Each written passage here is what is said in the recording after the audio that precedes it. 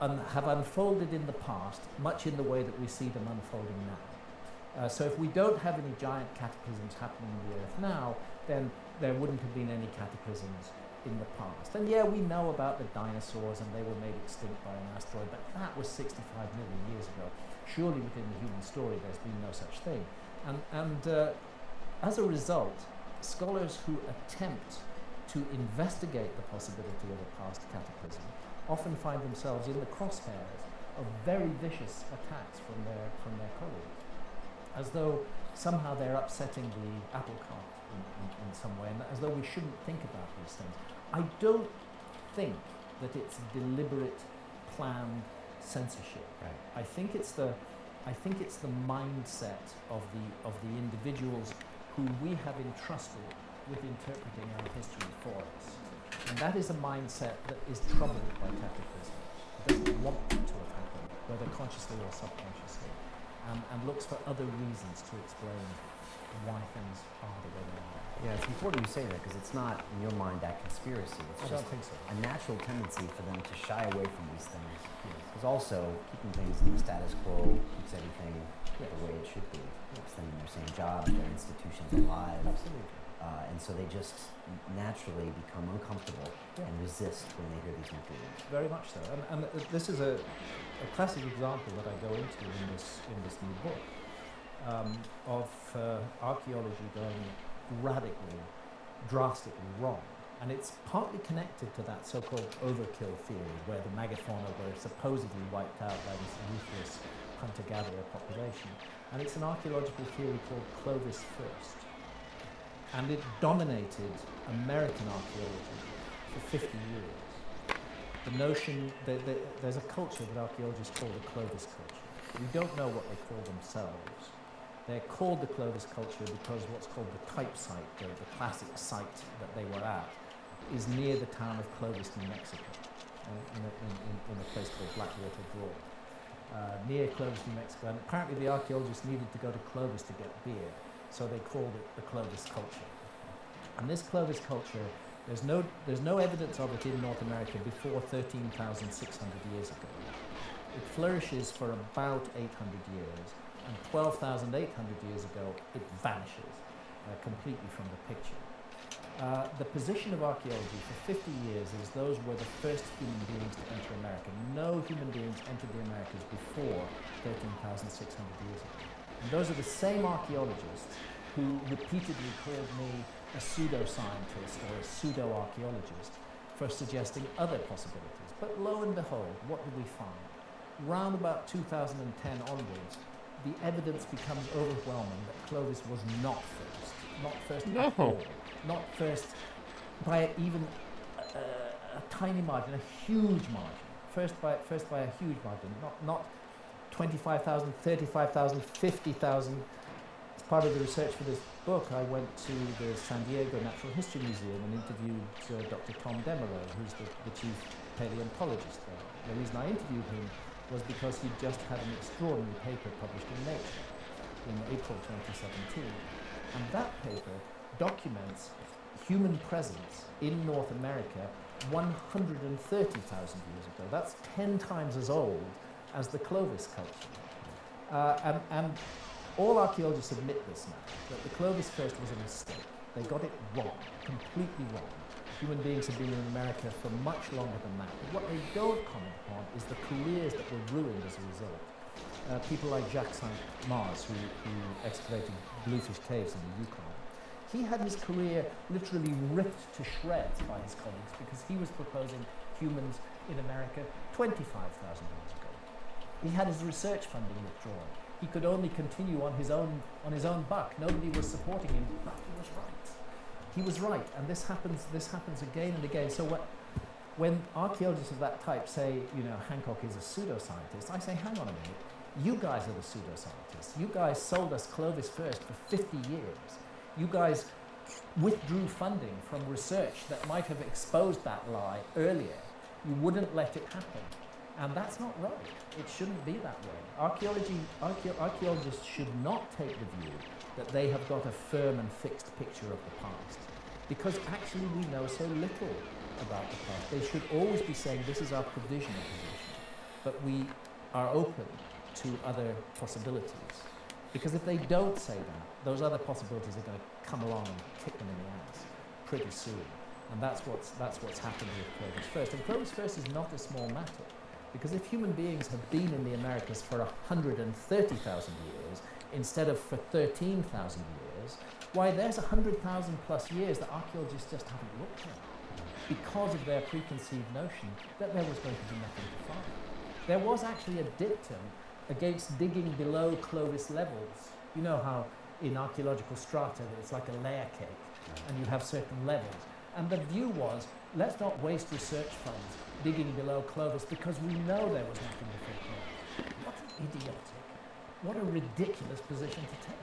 Those archaeologists who did risk it and who dug deeper, like Al Goodyear at Topper in the Carolinas, they found human stuff going back tens of thousands of years earlier. So, you know, I think we're dealing with an ideological discipline, and I think it should be more provisional in what it says and in what it claims, and it should be less despising of people who consider other possibilities, because that's a useful thing. It's useful to consider other possibilities, even if they're wrong.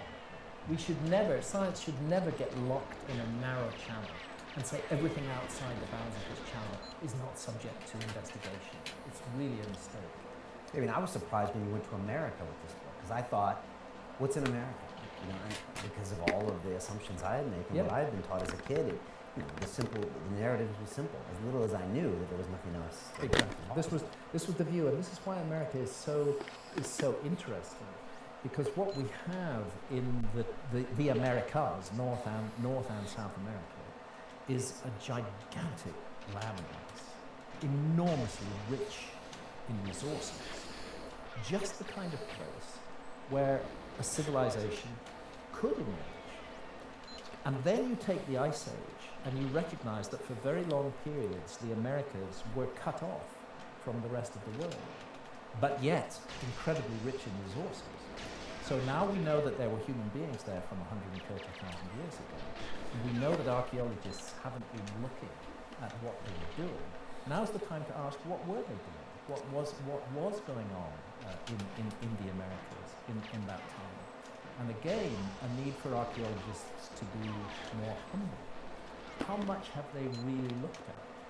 Take the Mississippi Valley civilization, which plays an important role in this book. The famous sites are sites like Cahokia or Poverty Point, or the Ohio sites such as High Bank and Newark. Amazing, huge geometrical earthworks. Yo, what's up, HS Relic? What are you drawing? The trouble is that in Oh, I hear like a fan or something. It's probably a fan. What's up, HS Relic? Welcome. There was massive, large-scale destruction of these ancient monuments. HS Relic MW. The needs of agriculture What and up? industry How are were you? more important.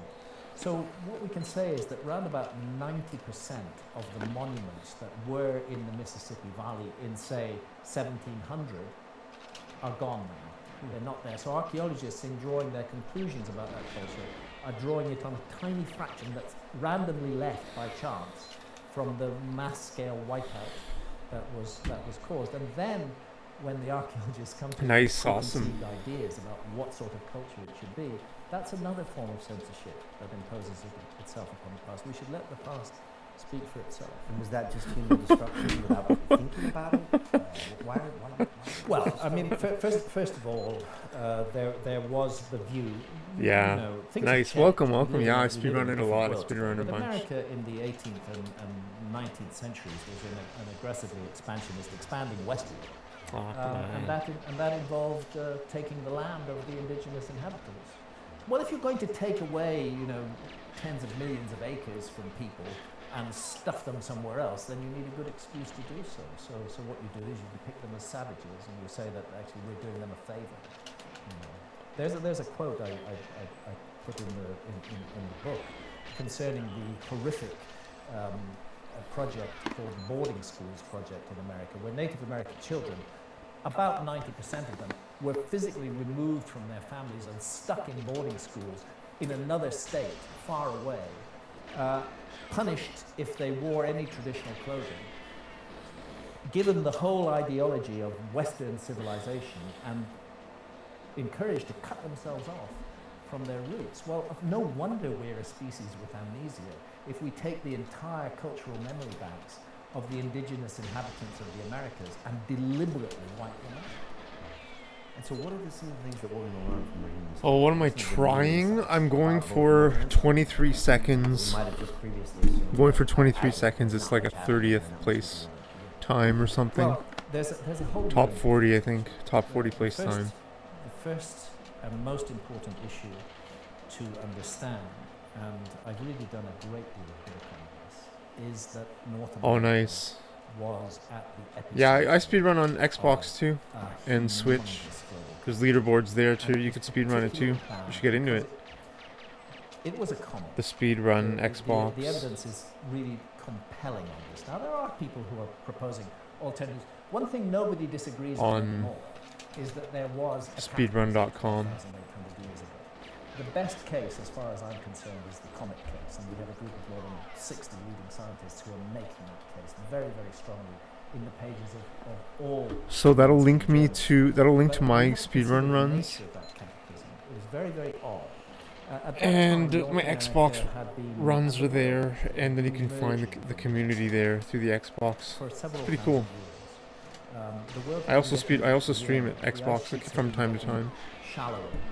If they were, I have a couple let's say, 2 miles runs. deep, Thanks, bro, at, thanks. 12, I- 20 I'm not like 1,000 saying check years me ago, out. I'm saying they were check about out a mile deep or less the speedrun by community, you know what I mean? 12,800 years ago. So the world was warm. that link will Then get it there. I don't have the something link. If you search Xbox you, GoldenEye, you get you'll find the Switch and Xbox massive community. deep freeze that descends on the planet. So the planet goes back into the coldest of the ice The age. Discord is Suddenly, pretty good too. Literally overnight. And you get at the same I think you time can get it this from massive speedrun.com. of animal species, and very weirdly, you get a rise in sea level. Now, normally, in an episode of freezing, you would not expect the sea level to rise. What you'd expect that extra water to do is to reform as ice on the existing continental ice caps, but it doesn't. You get a sudden spike, a very rapid spike in sea level right at the beginning of this event. That's very, very puzzling. But what can explain it perfectly, is the impact of several fragments of a disintegrated comet with the North American ice cap. The heat and the shock generated by those impacts releases enormous floods of meltwater, which go where? They pour primarily into the Atlantic Ocean, and there they stop the Gulf Stream in its tracks. The Gulf Stream is part of the central heating system of our planet. It keeps the planet warm. It's part of a global meridional oceanic circulation that goes on, taking warm water from the tropics, bringing it up to the north, putting it down, bringing it round again. It stopped completely for about 1,200 years at the beginning of this episode. And that was caused by that release of meltwater, which is measured in the sea level rise that we see at that time. Recently, just recently, there's been news of the discovery of a very large crater in Greenland, actually 32 kilometers wide. It's been discovered with remote sensing. And actually, a lot of the evidence for the cataclysmic Oh, that I event could do that. is 12,800 I could do years that. ago. I It could does look come from down into the Why? table and Because then they look up to have pick a- up the key. have had I permanent might do ice that. cover in Greenland for hundreds of thousands of years, right through to today. So they're able to put down big tubular drills deep into the ice and bring up a core which has different chemical elements at different levels. And from that, they can tell what the climate was in the world at that time. And more than that, they can tell, for example, were wildfires burning? Was there a huge amount of, they call it biomass burning going on? That leaves specific chemical signatures in those ice cores in Greenland. The biomass is not burning in Greenland, it's actually burning in North America. But it's carried by the winds, the smoke and the soot are carried by the winds to Greenland and show up there. You know, so we have this discovery of a very large crater in Greenland. We've already had from the ice cores evidence that are called impact proxies. For example, platinum, iridium, melt glass, nanodiamonds. They're caused by the heat and shock of an impact. But now we have Come a on, 52-kilometer wide crater in Greenland. The scientists who are working on this regard this as a global. Yeah, that's way There's faster. evidence of impacts as far south as Antarctica, as far north as Greenland, as far east as Syria, and right the way across the Pacific Ocean as well. It's a global cataclysm, but the heart of it was North America, and the North American ice cap, the Laurentide and the Cordilleran ice caps were joined to the Greenland ice cap. They were all one thing. So this is, to my mind, is likely to prove to be further evidence of the cosmic nature of this cataclysm that occurred 12,800 years ago. And it's on a scale that, were it to repeat in our world today, which actually is not impossible, because the remnants of the original giant comet are still in orbit, and they form a known meteor stream called the Tauride meteor stream, through which we pass twice a year. If we were to have another event like the event that happened 12,800 years ago, I can say with absolute confidence that our civilization would not survive it. It would not survive it. All these great buildings, all this amazing machinery, all this tech, none of it would stand us in good stead. We would be gone.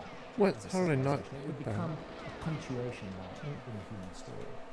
And when I look at that scenario, bearing in mind that we do pass through the Tauride meteor stream twice every year, for 12 days in June and for 12 days in November, we pass through it. When I look at that situation, I ask myself, who in the planet today would survive a disaster on that scale? Come on, man. Come on. And I know it wouldn't be me. I know it wouldn't be the majority of urbanites, or indeed scientists, or any of the creations of the modern day. The people who are really fit for survival in a world in turmoil are the hunter-gatherers. They're the meek of the earth, you know.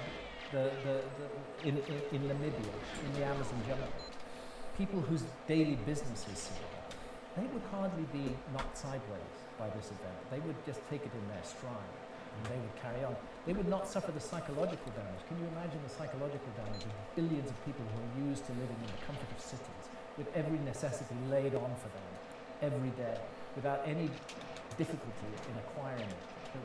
Suddenly all that stops. Can you imagine the effect of that on the educated Western mind? It would be extremely bad. But the hunter-gatherers would survive. I think that actually was the case 12,800 years ago as well. Yeah. I think it was the hunter-gatherers who survived and passed on the message. So one part of it is and I've tried to really bring this home, how central America was to this cataclysmic event that took place across the whole world, and then consider what did that obliterate? What did that event obliterate? What did it wipe out from the human story? It's just a lost civilization.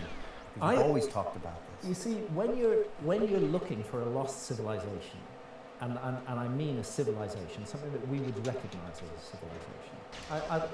I'll tell you directly, I don't think they flew to the moon. And I don't think they had airplanes. But I think that we're talking about a civilization more than 12,000 years ago, which was as advanced as our civilization was, say, in the late 18th century or early 19th century. In other words, they could navigate the world. They could explore the world. They could measure the Earth accurately. They had precise astronomy. They could create beautiful maps that were accurate in terms of latitude and longitude. That kind of level of civilization. I think that's what was sitting there. Now you need a place where such a civilization can evolve, and you need to explain why archaeology hasn't found. No, that was so clean. I don't know what happened there. That was the cleanest start ever. Back in 1995 with Fingerprints of the Gods, Antarctica looked very interesting to me. Later I became very interested in what's called the Sunda Shelf, which is the area of land around what's now the Malaysian Peninsula and the Indonesian islands out to the Philippines. That was a continent-sized landmass that was above water during the Ice Age and is underwater now. Very interesting to look there and see what's going on there. But one place that nobody ever looked precisely because of the ideology, precisely because of what we've been taught about the Americas, was the American. Nobody looked there. It was not considered worth looking there. And I think that's a huge mistake, because the Americas stand out as a candidate with this amazing richness of resources. And then the second thing, because of the character of the Ice Age, there were long periods when the Americas were cut off from the rest of the world, cut off from the conflicts and difficulties going on in the so-called Old World. What a beautiful and amazing place for a civilization to evolve, a civilization that was separate, that was different, that had its own way of doing things.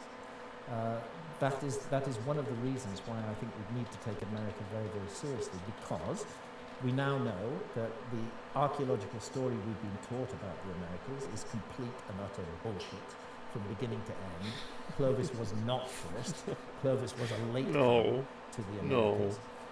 We know that archaeology has not had its eye on the ball because of Clovis. They've not been considering the pre-Clovis ages. It's only now that they're beginning. I disagree. I think if you want to give your body autonomy rights to the state, I think you're wrong. Then, of course, on top of It's that, fucking up to every person. Destruction that took place in the Mississippi Valley and across the Americas of Native American culture and of Native American memories. So we're left with this puzzling series of mysteries which need to be explained. And I was shot down. as I go through I was research, shot down. I was just asking her find what she certain was things doing, ringing bells with me. I'm working and I in was Mississippi Valley. rejected. I'm at Mound Queen in shit. Alabama. I'm looking at a notice board. It's just the beginning of my research into this interesting culture in the Mississippi Valley. And the notice board has been put up by the site, and they're telling us about the site. And what they say is that the whole site was about afterlife beliefs, and that it was believed that on death, the soul of the deceased would ascend to the constellation of Orion, Oh, fuck and this then game. would pass through the constellation of Orion to the Milky Way, and then would make a journey along the Milky Way, where it would face trials and tribulations and be judged on its behavior during life. The weird thing is, that's exactly the ancient Egyptian system of religion. It's exactly the system. It's too detailed to be a coincidence. What is that narrow star shaft in the Great Pyramid doing, if not pointing at the lowest of the three stars of Orion's belt?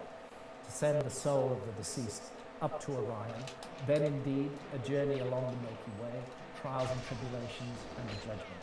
The same story exactly. But how do we explain that? Can it be a coincidence? No, I don't think so. Details are far too complicated. So what's the answer to this? Could ancient Egypt have directly influenced the Mississippi Valley?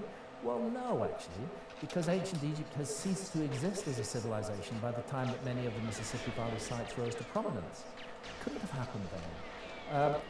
The conclusion I come to is that what we're looking at in both areas, in ancient Egypt and in the Mississippi Valley, is a legacy of ideas from a remote common source. Well, why? Which What is actually this? influenced cultures all around the world. And it's why we find these astonishing similarities. I think a deliberate effort was made by the survivors of that cataclysm, those who came from the lost civilization. A deliberate effort was made by them to try to restart their civilization. And they used the hunter-gatherers with whom they coexisted in the world at that time as their seedbed to try to plant and re-establish these ideas. And that's why we find the same ideas cropping up all around the world in cultures that definitely were not in contact with one another. And trying to explain it by direct contact doesn't work. What does work is going far back, 12,000 plus years back. No, it's so terrible. right I'm back such a to that terrible time Goldeneye player. when these Jesus ideas Christ. were seeded all around the world. What reaction do you get when you talk about lost civilizations? And you pose this fact that there could have been humans that were smarter than we were, say, in the 1700s, many, many thousands of years ago. Yeah. I mean, you already had some resistance when you say things are older than we thought. Yeah. But now when you say that we used to be smarter than we were, what do you feel? What do you get? Well, I'll tell you a strange thing, which is that archaeologists are decent people too. But I have a lot of critical things to say about them, and they have a lot of critical things to say about me. But they're not completely stone-headed. They do learn from experience.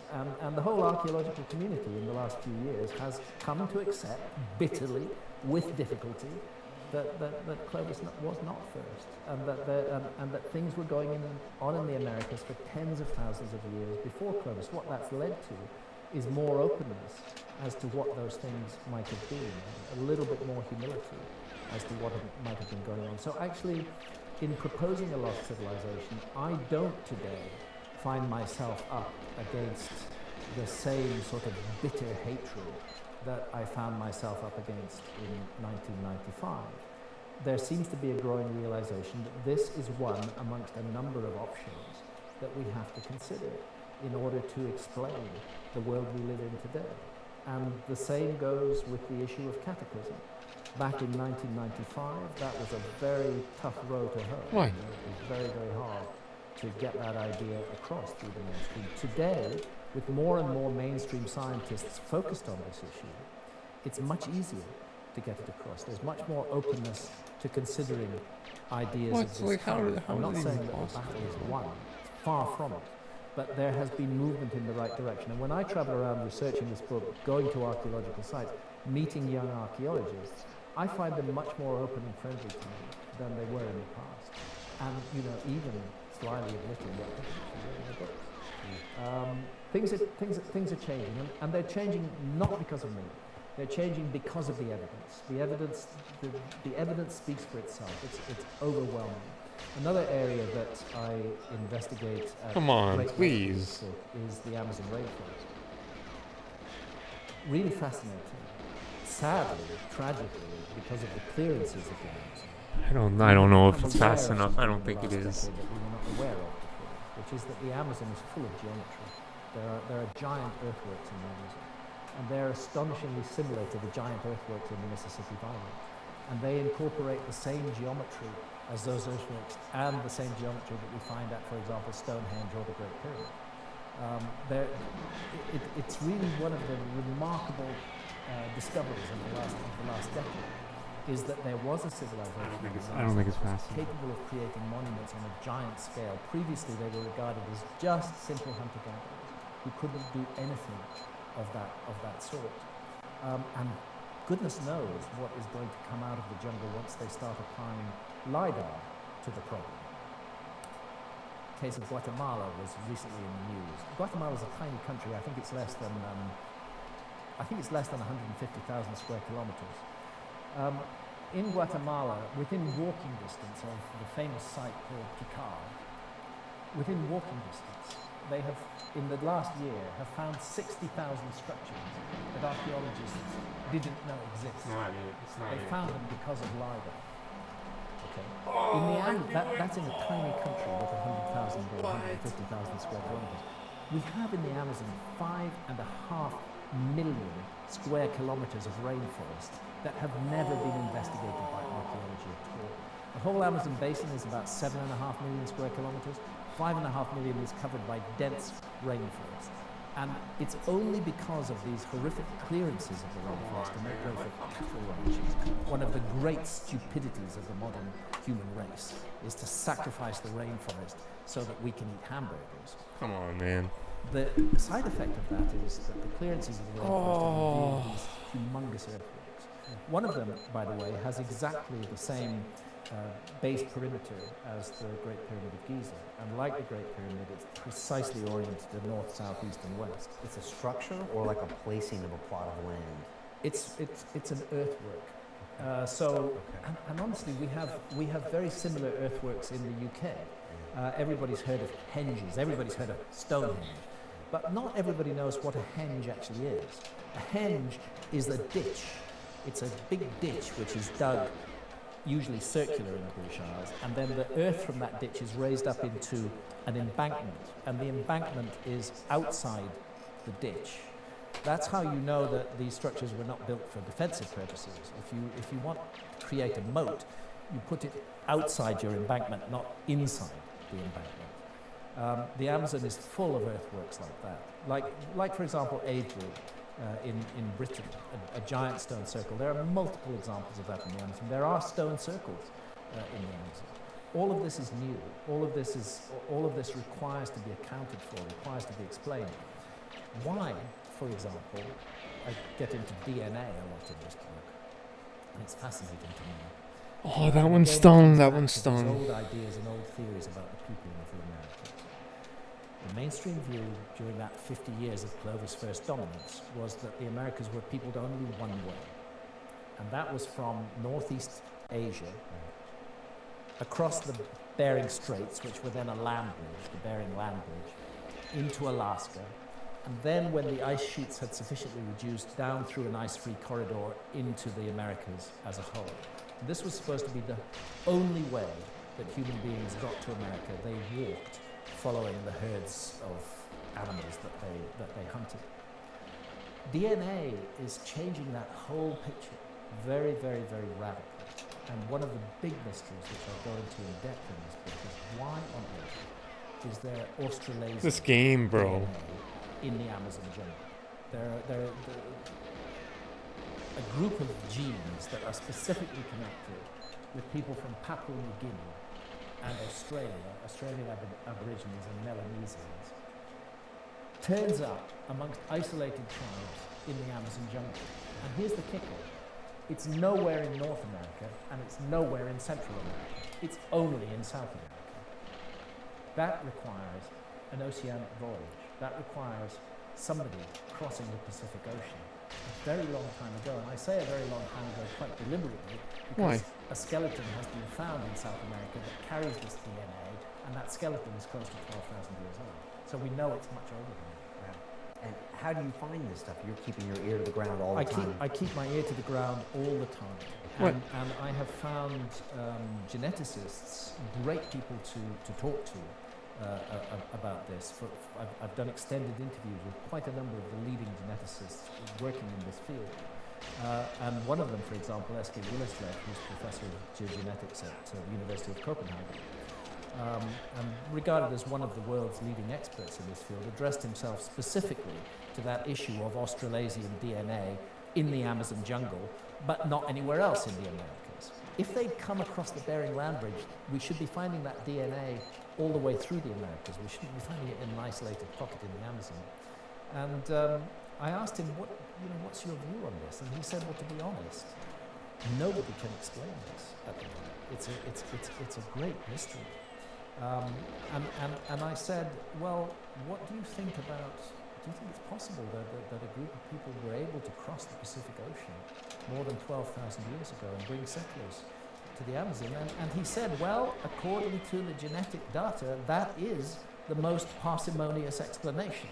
When a scientist says parsimonious, this is a rule in science, that the easiest and simplest explanation is usually the right one. The more complicated. What? Like, how do they even? So the simplest, most straightforward explanation for Australasian DNA in the Amazon is that a group of settlers came there across the Pacific Ocean. But he said that's not practical because we know that people weren't able to sail the oceans at that time. And that's the point where I asked, well, hang on, how do we know that? We don't know that. That's what archaeologists say. That's not a fact.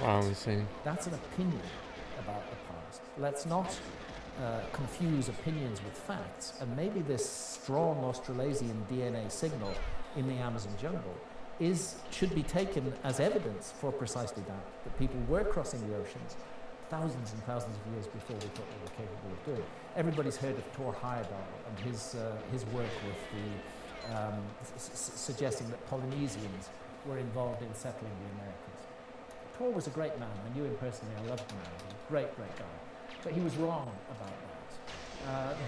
His work focused on 3,000 years ago on the Polynesian expansion, and it ultimately came to nothing. Yes, the Polynesians were great sailors, undoubtedly, but the real mystery is much further back in the past. And yet this narrative challenges a lot of structures, not just why? Political, because all of these dialogues create these new versions of who we are as humans to a certain extent. I mean, that's something to battle with, right? Because the admission that there used to be intelligence that far back, we lost it, makes us question a lot about who we are today. Well, again, it comes down to this issue of ideology, because our self-image the sense we have of ourselves as a culture, as a civilization, What? is very profoundly rooted in. I can't believe I hit the our guy. That was understanding. not expected. And that's why, unfortunately, our civilization sees itself as the apex and the pinnacle of the human story. In a sense, the whole human story was all about us, and we take great pride in our incredible achievements, and our scientific achievements are incredible. they're kind of magic in many ways. I wouldn't put that down for a moment. No, come on, But the game. mistake Like, is come thinking on. that Like, it come was all on, about man. us, and that we were what it was all leading to. If it became clear to everyone that actually there had been a former Homo civilization way back during the Ice Age, and it was knocked down and gone, and no matter what efforts it made, even though it was able to pass down memories and traditions and teachings, it was gone. Then the realization would come, we could just as easily be gone. Maybe we should be a little more humble in the way that we function with this majestic garden of an earth that the universe has gifted us with.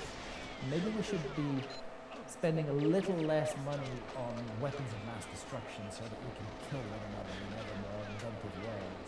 A little more money on looking after this planet. And one of the ways we need to look after it is to pay attention to large chunks of rock that are orbiting on orbits that cross the orbit of the Earth. When I talk about the crossing of the Tauride meteor stream twice a year, this is a real danger.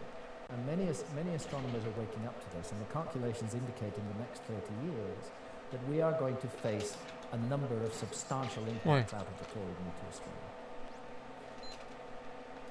One that most people have heard of that happened not within our lifetimes, but more or less, happened in 1908, was the Tunguska event in Siberia.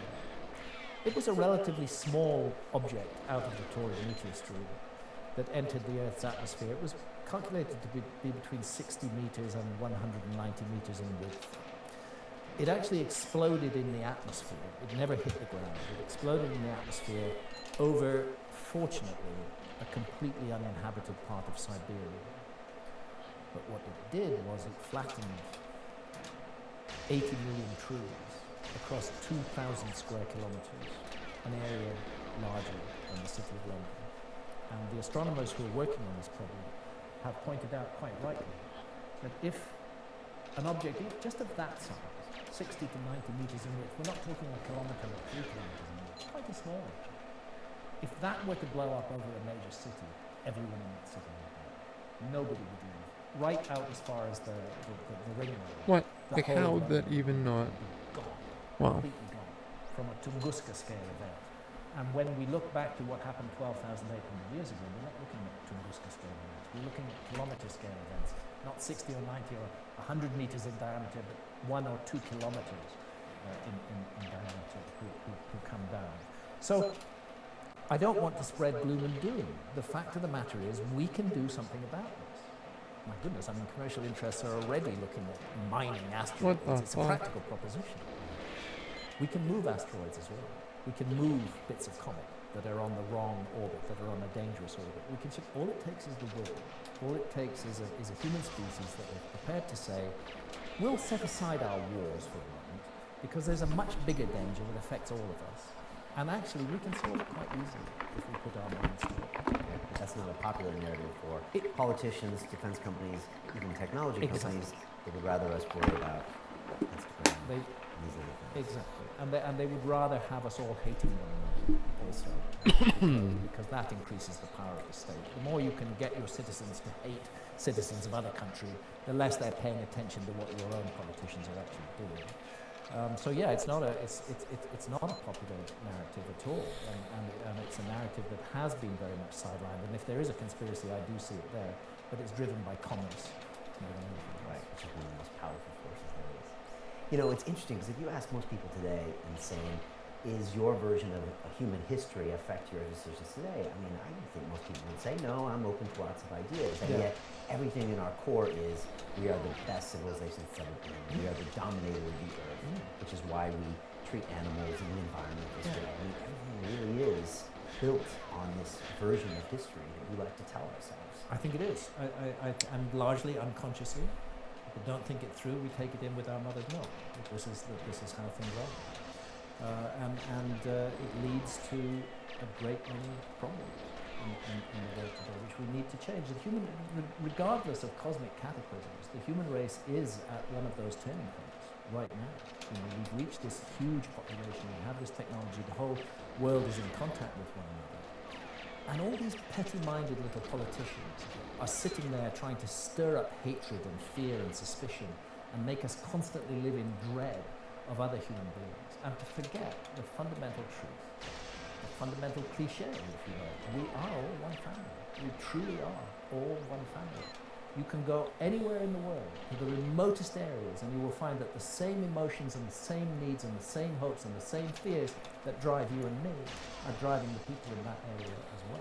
And what we need to do, I would say, is take advantage of this incredible instrument of the internet that's already happening, recognize our common humanity, and retire those fucking politicians, because they're not doing us any good. They are not doing us any good. They are bad leaders. Foul and awful. I think what's needed is a recognition of how incredibly fortunate and blessed we are to live on this beautiful planet. And every minute of every day should be spent. Come on, this game, dude. Like, how? How did I even miss that, dude? If we don't care for it, it won't care for us. And we'll become just another dead end in the story of evolution. It's perfectly possible. We should not imagine, because of our amazing tech, that we're around forever.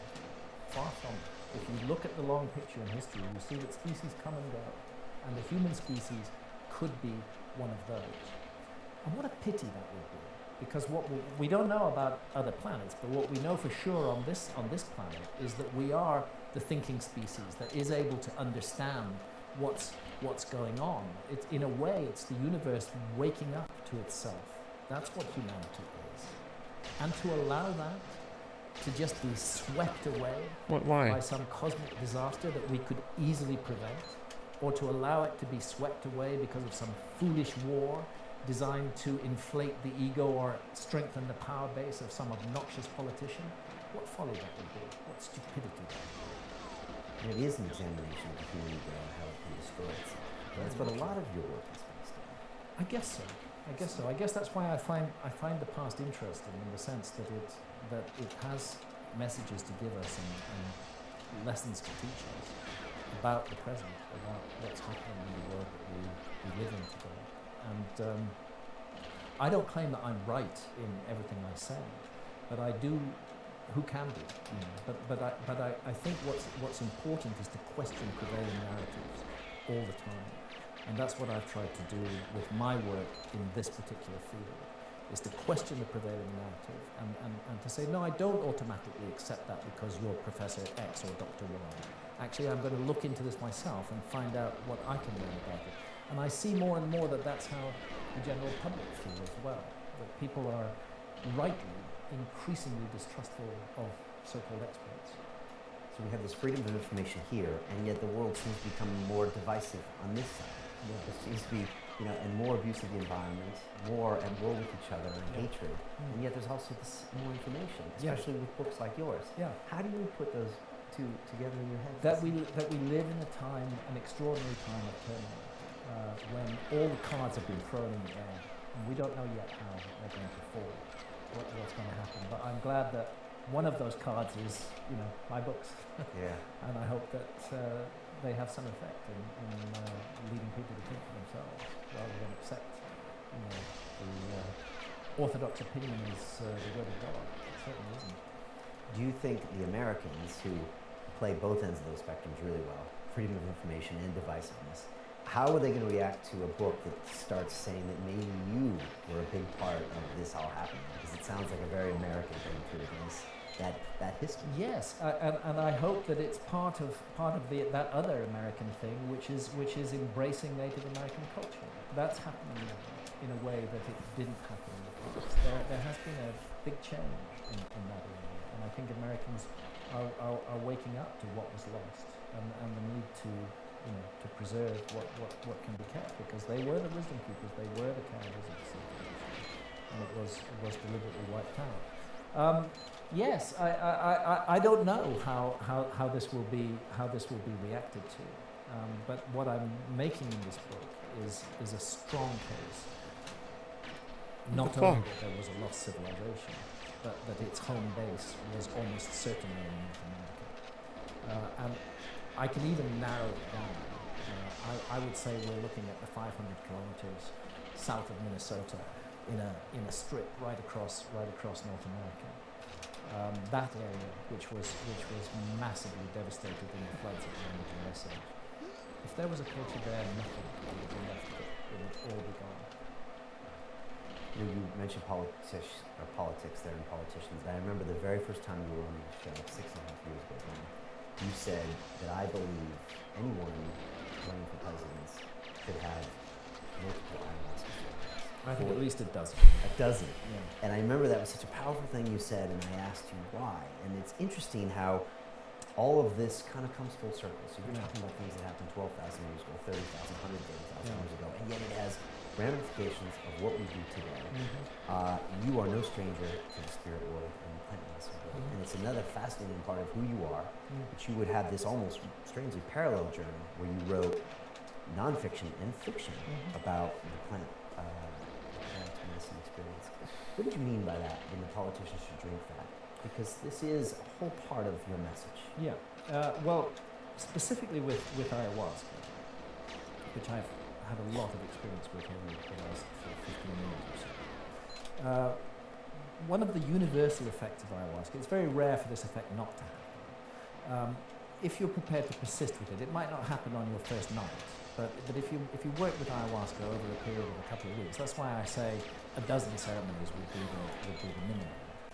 One of the things it leads you to do is to look back on the whole course of your own life, in depth, and why you did certain things, and why you said certain things, and what your motives were and your reasons for doing things. And you suddenly find that you're not that shining hero that you thought. You're really not a very nice person at all. Ayahuasca shows you that right in your face. It's not like something you read in a book. It's a direct experience of who you actually are. And that's an incredible gift, because if who you actually are is not a very nice person, there for the first moment you have the opportunity to change that. You have you've been shown the truth about yourself. And you can either ignore it or you can work with it. And what I find with ayahuasca overwhelmingly for people all around the world is they don't ignore it. They do work with it. They do try to incorporate those lessons they've learned.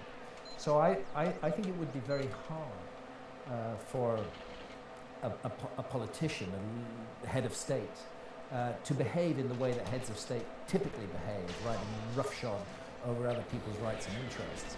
I think it would be very hard for them to do that after a dozen sessions of ayahuasca, because they would be really questioning their own immortal destiny. What happens to me at the end of this? You know, when I come to the end of my life and I look back on it, am I going to look back and think, by and large, yeah, he was weak, he had problems, but by and large, that was a person who did good things? Or am I going to come to at the end of it and think, by and large, I was a complete piece of shit all the way through my life and I made other people miserable? Ayahuasca brings that to the front and it gives you the chance not to be that piece of shit. It gives you the chance to make the choice to live life in a different way.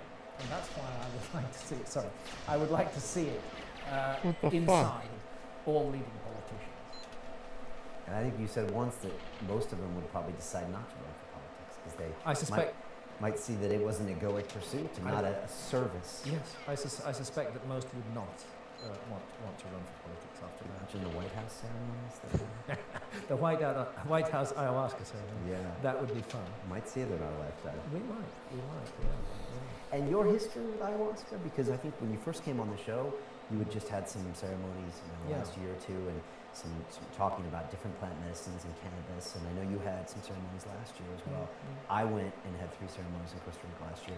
The second one, the single most profound experience. Really powerful. A lot of lessons that I can still remember in exact detail now. Can you talk about your history with that? Yeah, well, my history with ayahuasca goes back to, as with so much in my life, to a book I wrote. and that book was Supernatural, which was published in 2005, which was looking specifically at the role of altered states of consciousness in the human story. It's another one of those stories that's very neglected because our society has been so opposed to altered states of consciousness. As we all know, our society will send us to prison for altering our consciousness with certain substances. It's been very, very opposed to it, and an ideological war has been projected against substances that produce altered states of consciousness. Not all substances. I mean, Ritalin produces altered states of consciousness. It's made by Big Pharma. It alters consciousness, and it's freely prescribed to hyperactive teenagers. Seroxat and Prozac are antidepressants, making billions for Big Pharma.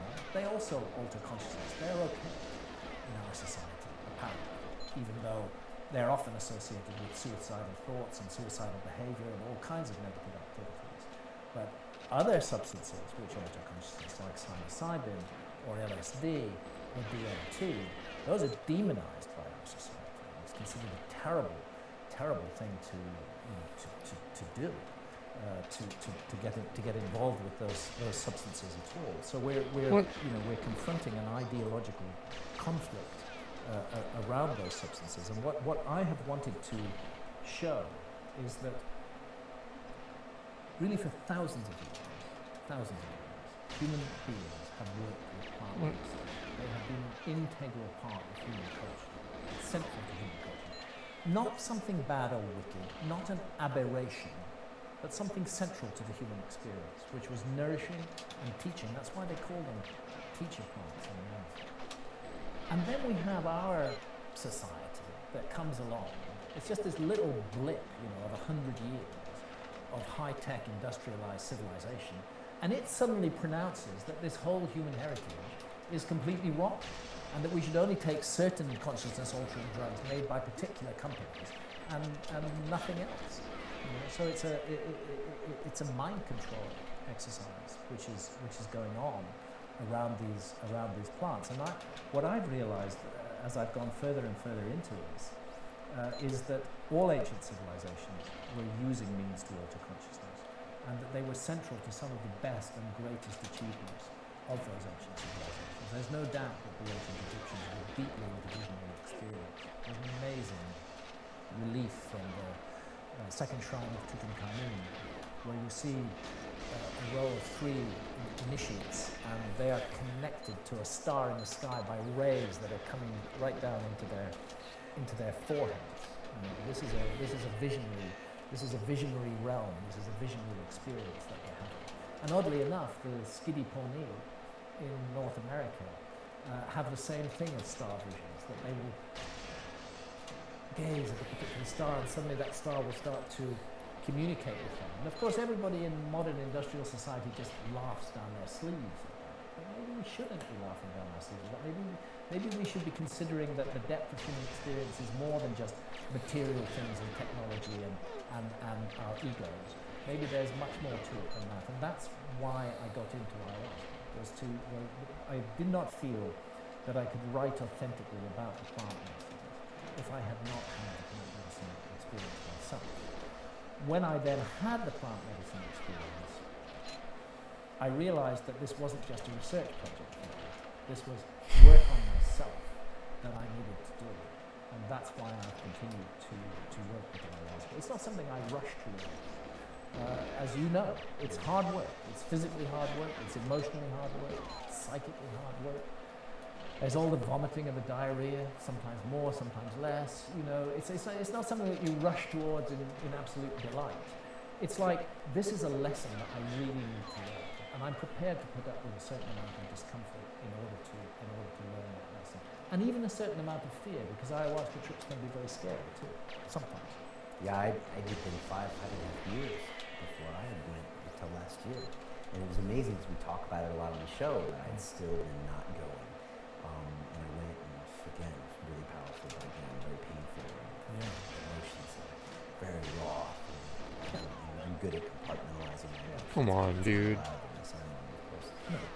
it hits me deep. And that's what we want for our politicians. We want them hit deep. yeah. We want them hit deep so that they can make wiser, more loving, and more nurturing decisions. Do you think the war on drugs is just another example of this non-conspiracy of commercial and the status quo interests just saying, you know what, let's not go here? The same the ones that don't want to talk about our lost civilization, or don't want to talk about a comet hitting us again and destroying things. Do you think that same is kind of an egoic reaction of our own selves? I actually think the war on drugs is and was a conspiracy, in the way that perhaps history isn't. A deliberate conspiracy to justify the creation of a police state. That's one of the things that the war on drugs has done. You know, that because somebody privately in their own home is smoking a certain substance, the police have the right to break down the door of that home, arrest that person, humiliate them, take them off to prison, and ruin their lives. And the ideology that accompanies it says, and this is okay, because taking drugs is a bad thing. That's what we've been taught, you know, for so long.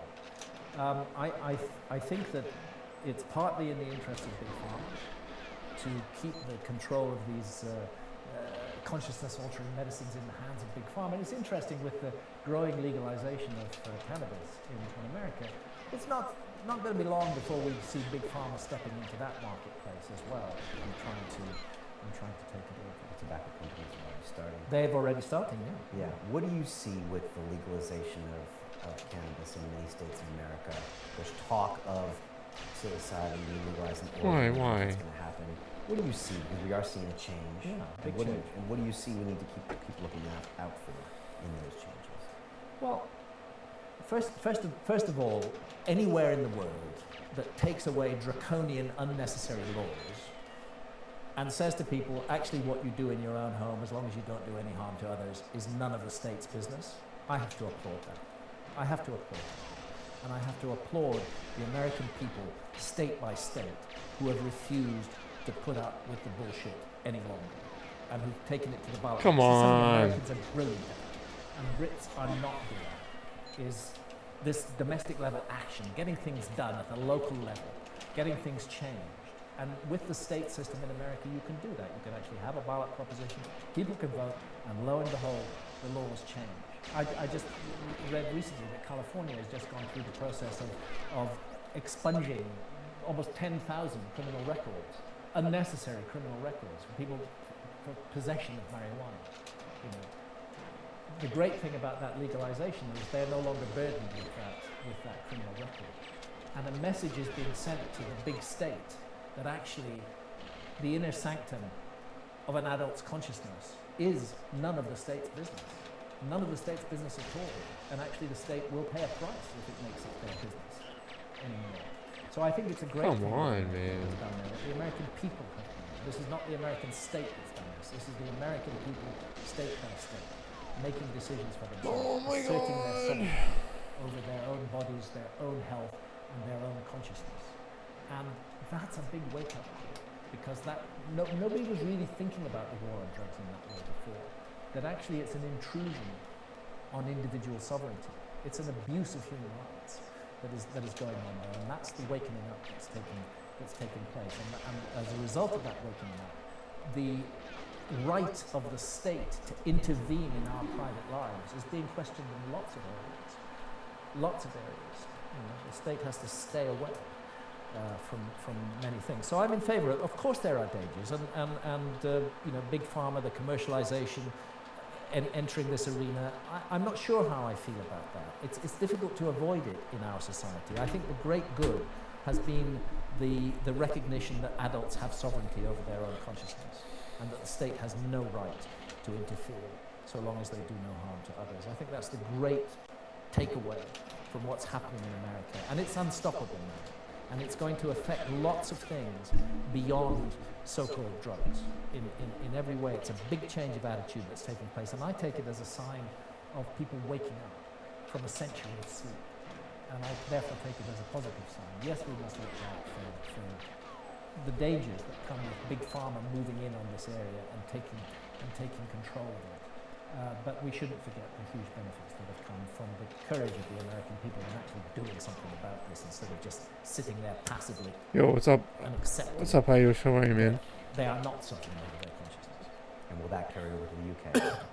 I think it will eventually.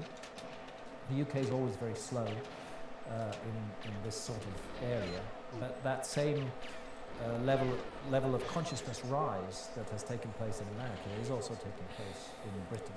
And sooner or later, politicians, that useless shower of no-goods, are going to have to accept Got it. no idea. Can you talk about your recent ayahuasca ceremony and what you might have learned from it? I know it takes time to process these things. It's only been a few months, but can you talk about that? My most recent ayahuasca ceremonies have been at a place called Rhythmia in Costa Rica. I like going there because it's really comfortable. I've drunk ayahuasca in the middle of the Amazon jungle. I have walked the walk, you know. But give me a nice clean bathroom and a shower afterwards and a pool to dive in, and I will go for it. So I've been drinking ayahuasca there. I took a pause in 2017. I wish you luck, man. Seizures. Because I'd had the 2 bouts of seizures. Thank you for your service. When I went to Rhythmia in, I think it was December 2017, I did not drink ayahuasca. And that's the first time I've sat in ceremony and not drunk. But I went back again a few months ago, and I had 5 sessions of ayahuasca. And it wasn't overwhelming in the way that it's been before, and I wonder whether the anti-seizure medication that I'm taking may be moderating the effects of the medicine. And I'm thinking almost, it's the kind of risky thing I do, but I'm thinking almost that the next time I go for ayahuasca sessions, I might give up the levatiracetam, which is the name of the pharmaceutical drug that stops me having seizures. I might give that up for a couple of weeks before going there. But they were gentle, beautiful, reflective experiences. Like what? Not filled with tremendous visions, which I have had many times in the past, but more a reflection of what I'm doing here on this planet and what I need to do in order to exit this planet feeling good about myself. All right. And lessons you're learning from them, scares, comments about your life, things to take things in perspective? Well, I just know that the main thing I do need to do is to stop living on the edge all the time and just chill out a bit. I'm a very driven individual. I have been all my life. I used to be a journalist. I was driven as a journalist, and as it became clear to me that books are my realm and where I express myself best, I guess I've been fairly driven too. A lot of people ask me, how do you write books? And the answer is one word at a time. You've got to sit down there and do it. It requires focus. It requires determination. You can't do it with wishful thinking. You've got to ante up and be professional about the project. But then that has costs on the body. Well, look, I'm 69 now. I've got a lot of books behind me. I hope I have a few more books in front of me. There are more mysteries to explore and more stories to follow to their end. But Come on, man. maybe I don't have to go, quite so driven as I have been for the past quarter of a century.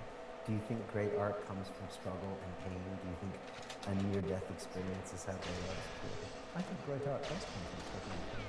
I think of course, it's possible to have great advances in life out of joy and beauty, but struggle and pain have lessons to teach us as well, and we shouldn't forget that. What are things in your life? What? 10 years, 15 years, things that you want to make sure you do before you go to the next level of consciousness? My wife Santha and I have worked together all the way through this huge adventure. Santha is a very gifted photographer. Her photographs have illustrated all of my books, for which I'm very privileged. And we have done one large photographic book together, which is called Heaven's Mirror, and was published in 1987. We intend to do another one, to take Santha's archive of hundreds of thousands of images from all of the incredible sacred sites all around the world, and put them together into a big, beautiful story, because there is so much beauty in the past, so much to bring out the joy and warmth and beauty of the past, and I'd like to do that in a book. That's one of my plans, and to be more present for my grown-up kids, and to be a better husband. Yeah, all of those things are on the agenda, and you know what? Have a bit of fun. Have a bit of fun. I'm not saying I don't enjoy the research, because I do. I feel very blessed to have had the opportunities I've had in life. I've been very lucky in a number of ways, and I'm grateful to the universe for that luck. I've tried to pay back by producing books that hopefully will make people think. There's an awful lot of bullshit in this field. There's an awful lot of weak argument. There's an awful lot of poor, unevidenced speculation. I've tried to separate myself from that. It does sound a bit egotistical, but really what I would like to do is rewrite history. I would like to see the narrative that has been stuffed down our throats for the last 100 years changed radically. And I'm trying to do so in the most serious and thorough manner I can. And that's why I document everything that I set out in my books. That's why there's 1,500 footnotes in that book, because I want readers to know that they're not dealing with light and weak arguments, that they're dealing with solid material, and that whenever I make a factual statement, they can go to the source and check, where did the statement come from? What's it based upon? Try to be as thorough as possible in doing this. Can you talk about your own dance with your own ego? Because I remember in the very first episode of One Video, you said, I do have an ego. Yeah, and I had Michael Pollan in here who wrote a book recently about psychedelics. Oh, I just suck. I'm just a suck player. He said ego is what got the book written. Because I could have gone and had these experiences, but you would have never known about it if it was ego. And you've always talked about that. Sure, there's a place for ego, the sense of what does ego mean? I am, the sense of I am. There's a place for that, but where it turns into the sense of I am better than everyone else, then it's a mistake. And whenever, well, I actually don't think that. But if such a thought were ever to occur, oh, I'm a better writer than X or Y, I try to knock that thought flat, because it's not helping me or anybody. It's a wrong idea. There's no better in this field. Everybody has something to do. What are some of your daily habits now with just trying to keep fit and keep good with what you're doing? Are there things that you do every day? America before has ruined my health. I used to exercise in a moderate way pretty much every day. A routine of various calisthenics, the usual stuff, press-ups, leg lifts, things like that, squats. And I was keeping that up even when I started writing this book. But into the third month of writing this book, the writing was so intense that I just couldn't carry on doing the exercises anymore. I just had to give myself up completely to the book and to the massive research that has gone into making this book. There just wasn't space in my life for doing that. One thing I've done very, very recently, which is a new development for me, is I'm trying to give up coffee. I was very addicted to coffee. No, it was so fast. That was so fast. That was like 7 balls. 2 cups of espresso with foamed milk. But I wonder whether it's also part of this being wired up and just being too stressed out, and whether it may be a factor in migraine headaches that I suffer from, which are related to the epileptic incident as well.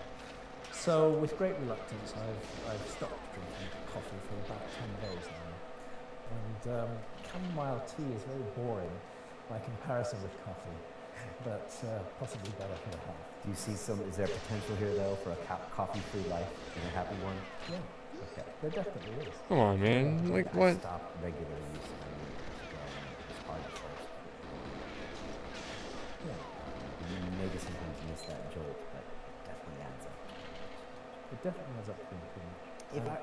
And age is a factor that just comes along and takes us by surprise, and it has to be taken into account, and it's part of the glorious human experience. Just as I have a 4-year-old granddaughter who is just embracing life in every way with such joy and such excitement.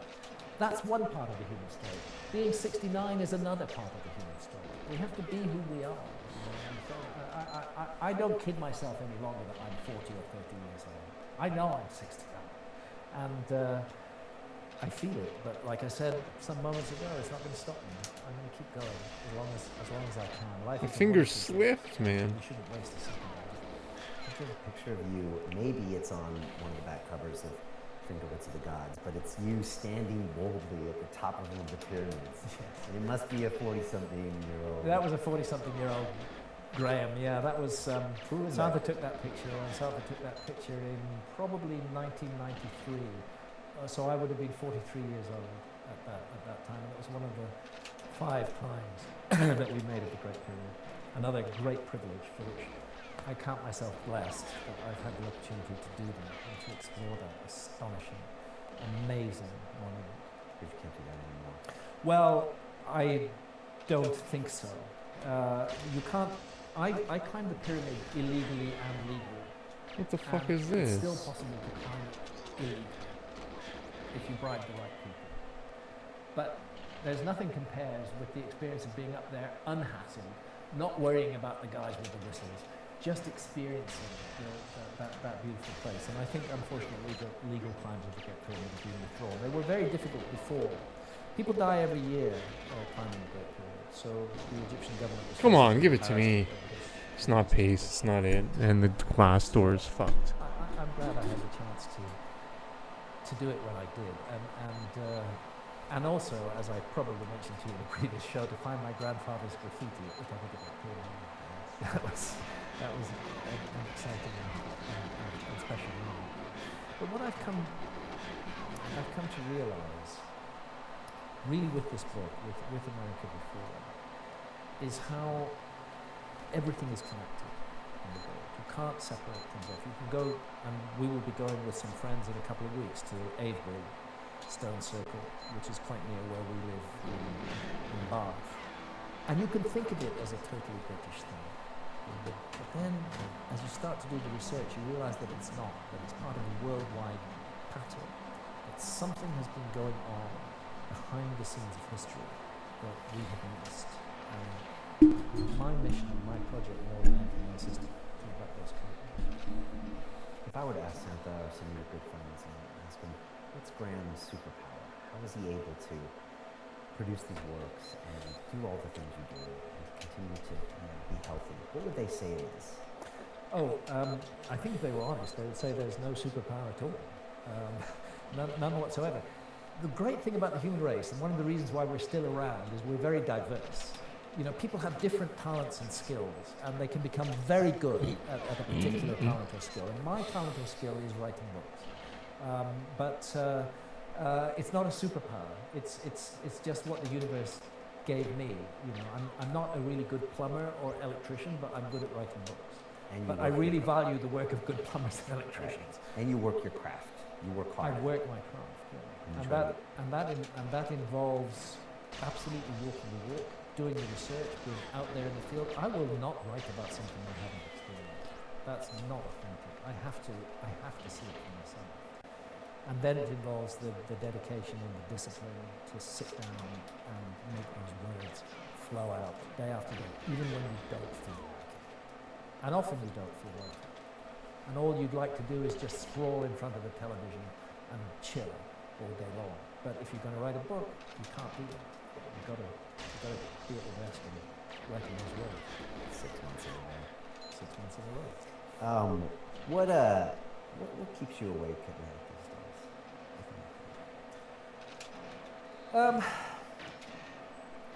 I'd like to say the state of the world, but it's more complicated. It's more complicated than that. At the end of our days, we have to come to reckonings with the lives we've lived.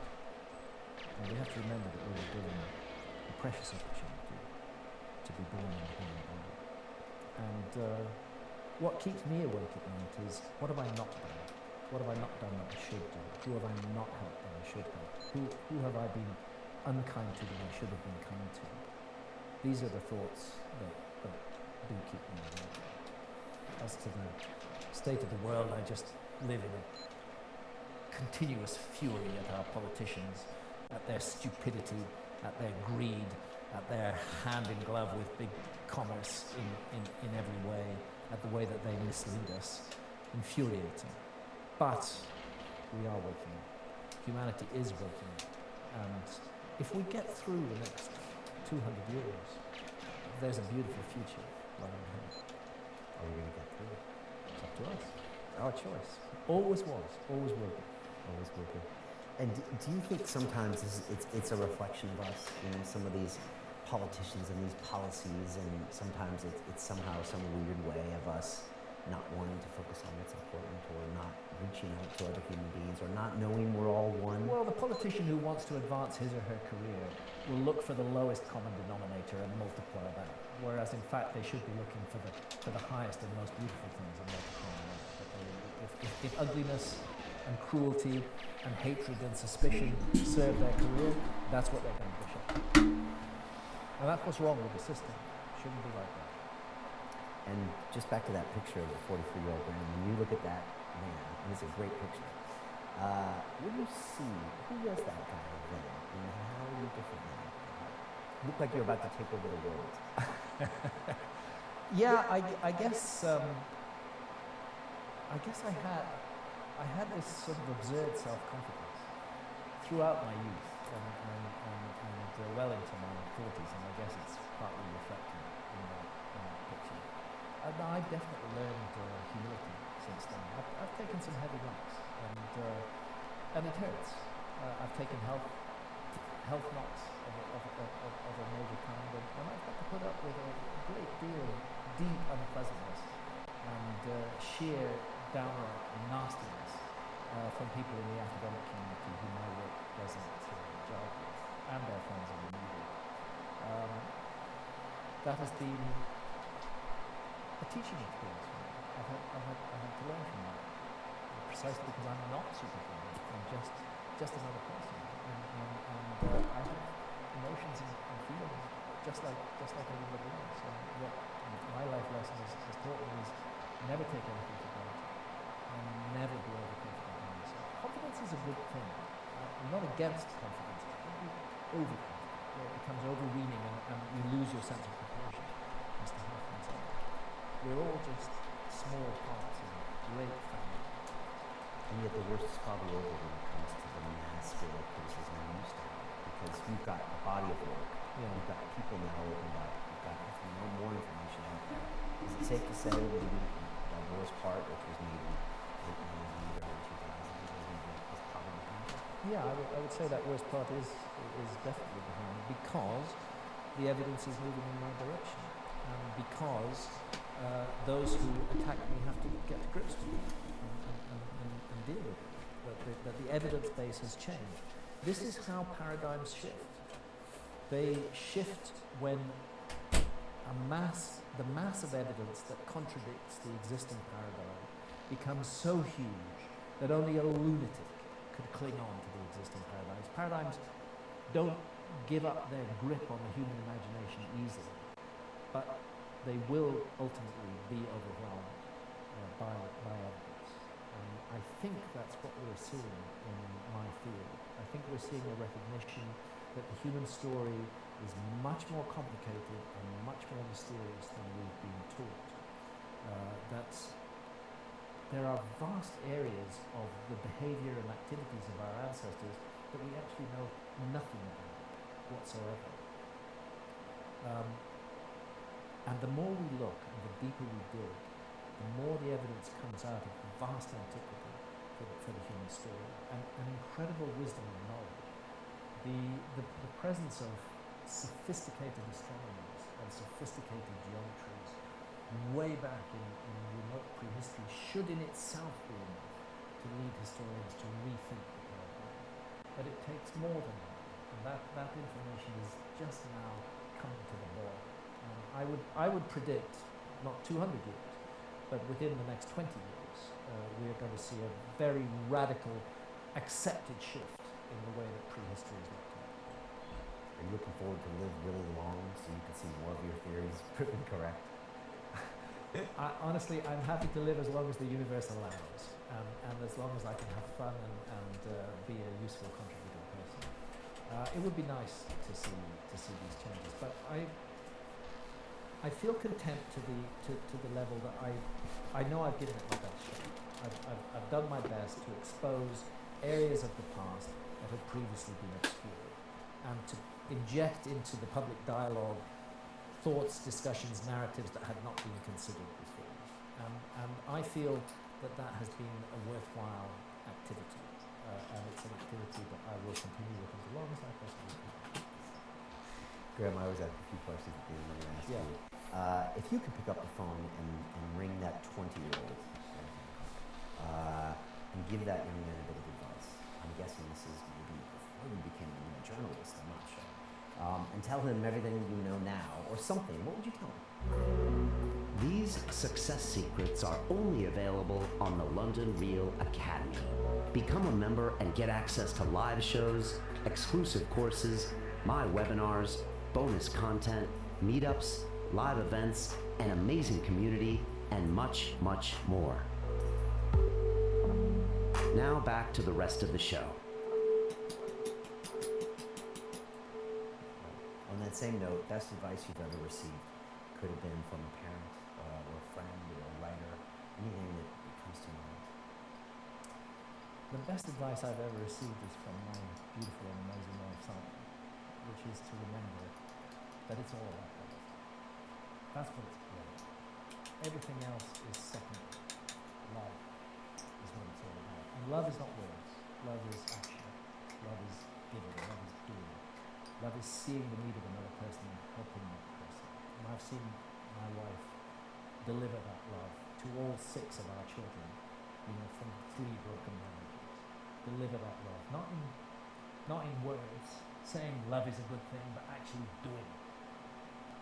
That's the most important lesson I've learned, and I'm still learning from that great teacher who I'm luckily married to. It's a great lesson. I'm still learning it too. Lastly, to that 20-year-old that's out there listening to us, the one that might pick up a copy of this book, advice to them. They're born into this new age, this technologically advanced age, but yet also in this age where they can learn a lot of things they couldn't have learned 20 years ago. Advice to them. Question everything. Question everything. Don't accept anything at face value, and use the amazing resources of information that we have around us to do your research thoroughly. But when you do your research thoroughly, look at the sources that it's coming from and evaluate them. Are they solid? Is this reliable information, or is it not? The most important thing I would say to any young person going out into the world is do not do what you're told. Rebel. Because that's what we need young people for. We need them to shake up the world and to move it on. Don't be a passive sheep who simply accepts the narrative that is thrust at us by society. Question everything, question everyone. And don't do that questioning in a flimsy, light way. Do it in a thorough way. Investigate what you're questioning and come at it from a place of capacity. Never let fear stop you. Probably gonna play another half hour or so. The book, America Before, The Key to Earth's Lost Civilization, is going to be out. I'm sure it's going to be on Amazon. Also, you have an amazing website with all this information. Yes. How can people find out more? Well, my website, I have a big page on the book there, and of course the book is up on Amazon with detailed descriptions. As we're talking, it's on pre-order, but it's going to be published very, very soon in April.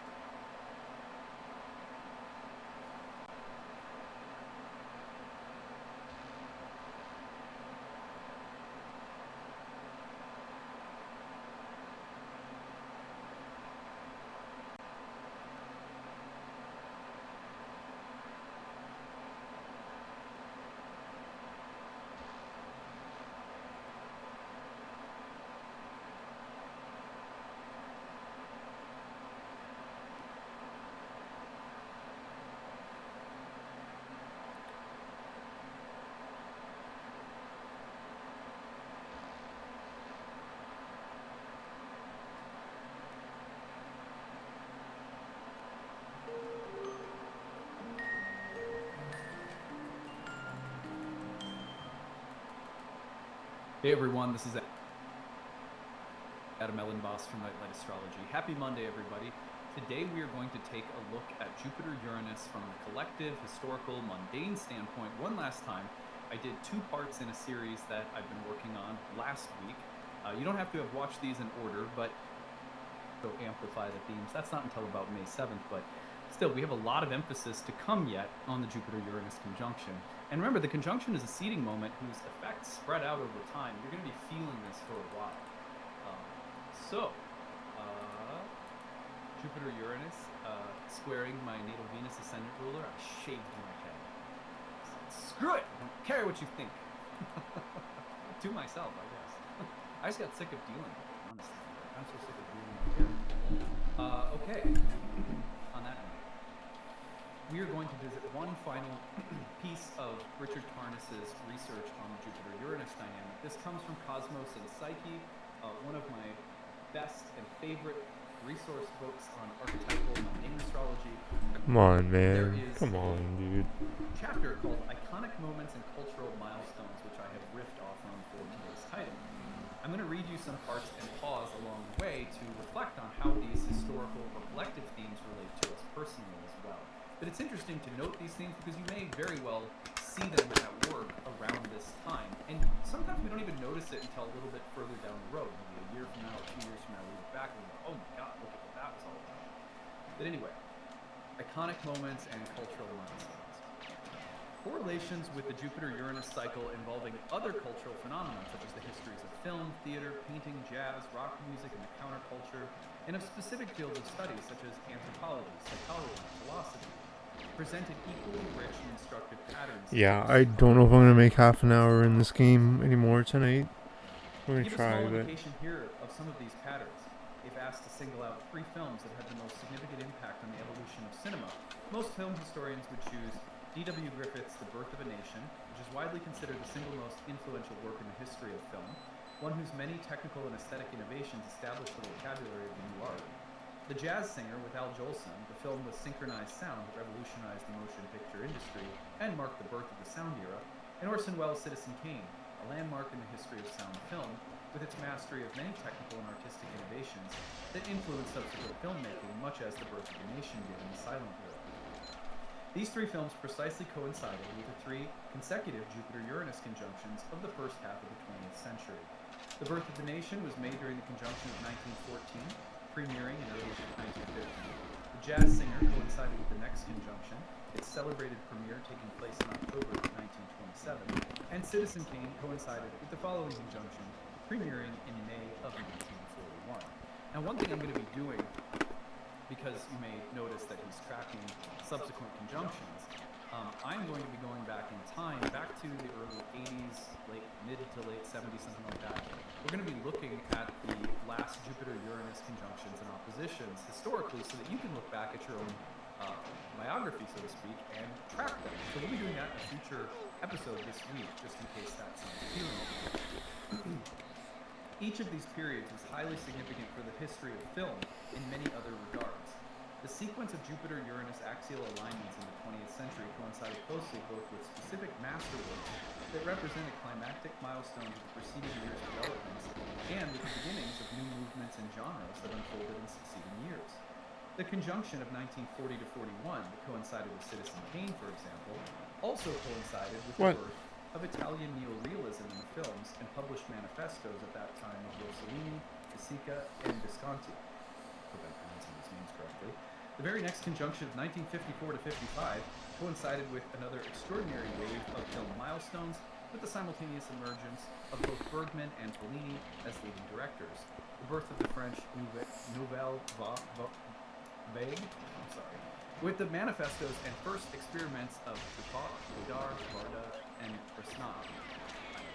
All of those names are familiar to you, maybe they're familiar to you, and the emergence of the British free cinema movement led by Lindsay Anderson, Harold Reese, and Tony Richardson. Again, all names that I do not know, but if that means anything to you, great. The main thing that I hope you're picking up on is that when you see major breakthroughs and iconic shifts in the way we do things, think about things, in art, film, culture, music, those are coinciding with Jupiter-Uranus dynamics, and that's that's the important takeaway here. He goes on, immediately following conjunction of 1968 and 69, which was the triple conjunction that we talked about in the last episode, coincided with an explosion of innovative and influential works in virtually every national cinema and genre, both established directors, he lists a whole wave, and by extraordinary wave of new directors who brought forth their first films: Scorsese, Spielberg, Woody Allen, Rafelson, Mazursky, Foss, Bogdanovich, Bakula, Newman, Herzog, Fassbinder. Equally notable during this last alignment in the end of the 60s was the wave of so many films that reflected revolutionary or countercultural themes, or that centered on rebel heroes or anti-heroes, from The Graduate, Easy Rider, Alice's Restaurant, Medium Cool, Midnight Cowboy, to The Conformist, Adeline, 31, If, and Z.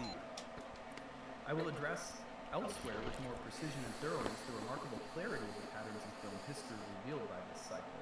Major milestones of the 20th century comedy, for example, were closely correlated with the Jupiter-Uranus cycle, from Charlie Chaplin's first films and his invention of the tramp during the conjunction of 1914, to the first Monty Python broadcast during the conjunction of 69.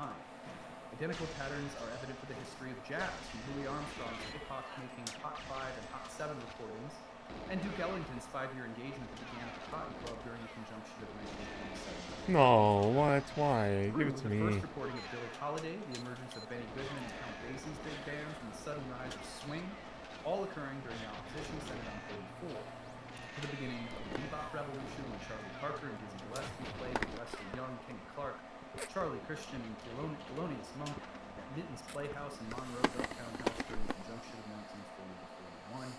And then the emergence of cool jazz with Miles Davis's Birth of Cool recordings during the following Jupiter-Uranus opposition in 1948. Again, maybe you are or are not a big fan of jazz or swing or any of the musical timelines that he's laying out here. The point is that when Jupiter and Uranus get together or oppose one another like new and full moons of their cycle, you see tremendous breakthroughs and developments, iconic, groundbreaking, limit-defying moments where the story or the narrative moves forward in really compelling ways.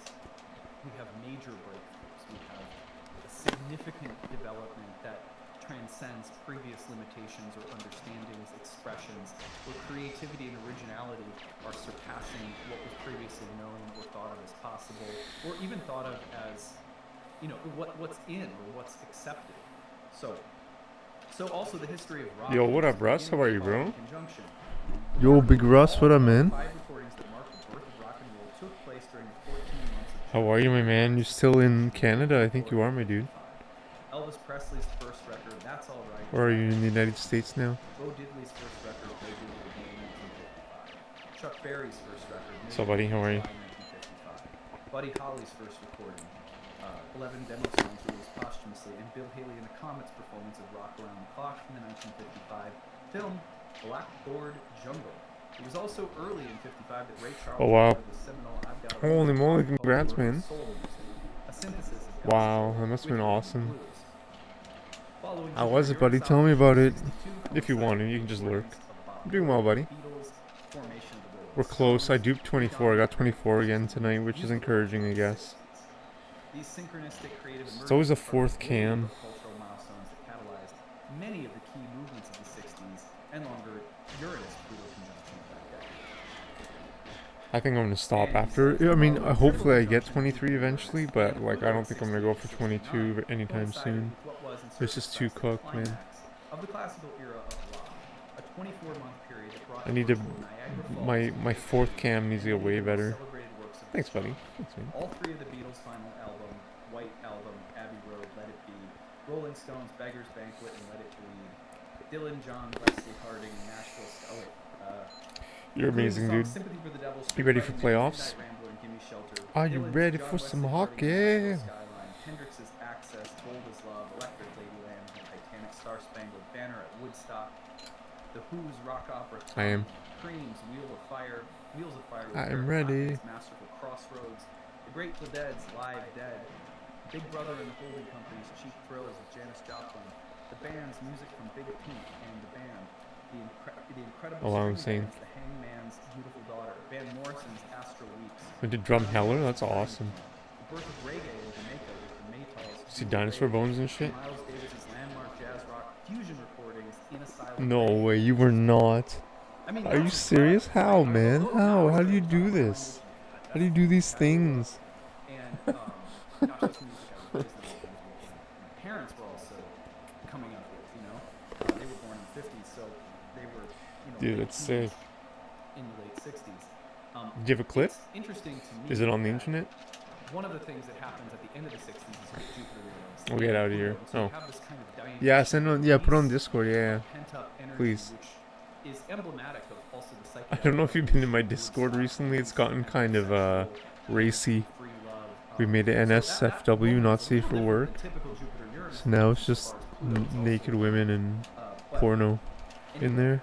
He goes on and says, Like AI "While porno. the ongoing sequence through subsequent Jupiter-Uranus alignments after the 60s, for example, the Hardcore AI pornography. coincided precisely with the emergence of punk rock, Patti Smith, the Sex Pistols, the Clash, the Ramones, and New Wave, Talking Heads, the Cars, as well as the founding of Oh, come on.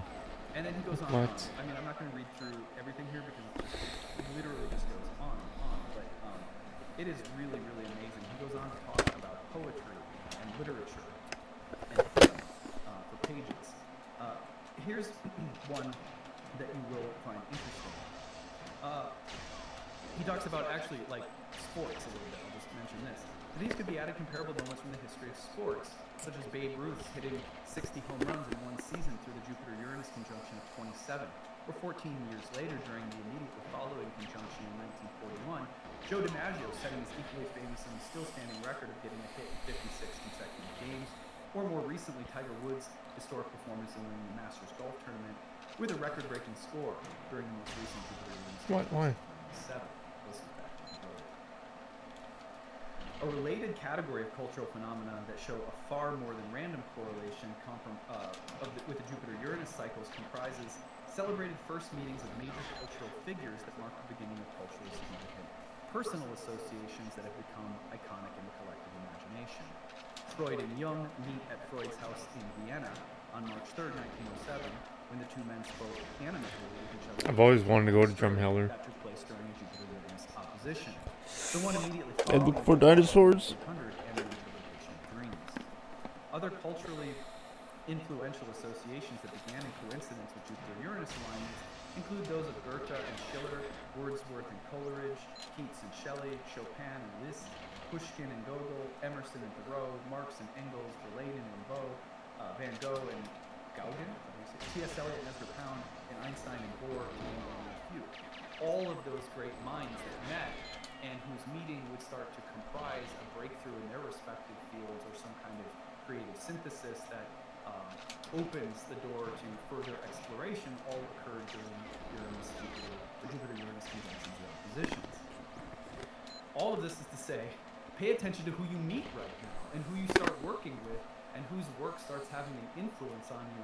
What you begin, not just in terms of a process or an action, an activity, a study, a job, but also what you begin in terms of the influence that someone else has on you and you on them at the time of the conjunction is a hugely underrated part of Jupiter-Uranus conjunctions. Because most of the time we think of them in terms of like, well, there's some iconic breakthrough or personal milestone, you know, with respect to my job, I get a promotion, or with respect to, you know, money, I do better, or maybe my health, or whatever the case may be. But also, Why? Like, why? Like, come on. another thing that's really important is to translate all of this into personal terms. You can just say, you have to ask yourself, we all do, El White Goose? personal breakthrough Come on, man. for me. El White Forget Goose about is yourself. awesome. That's a great Then name. we pay way too much attention to the specifics of the chart as though we're beholden That's such to a it. great And name. in fact, if there's Alex a Jones is Jupiter-Uranus almost sent by God to save the United States. Jones is sent by God.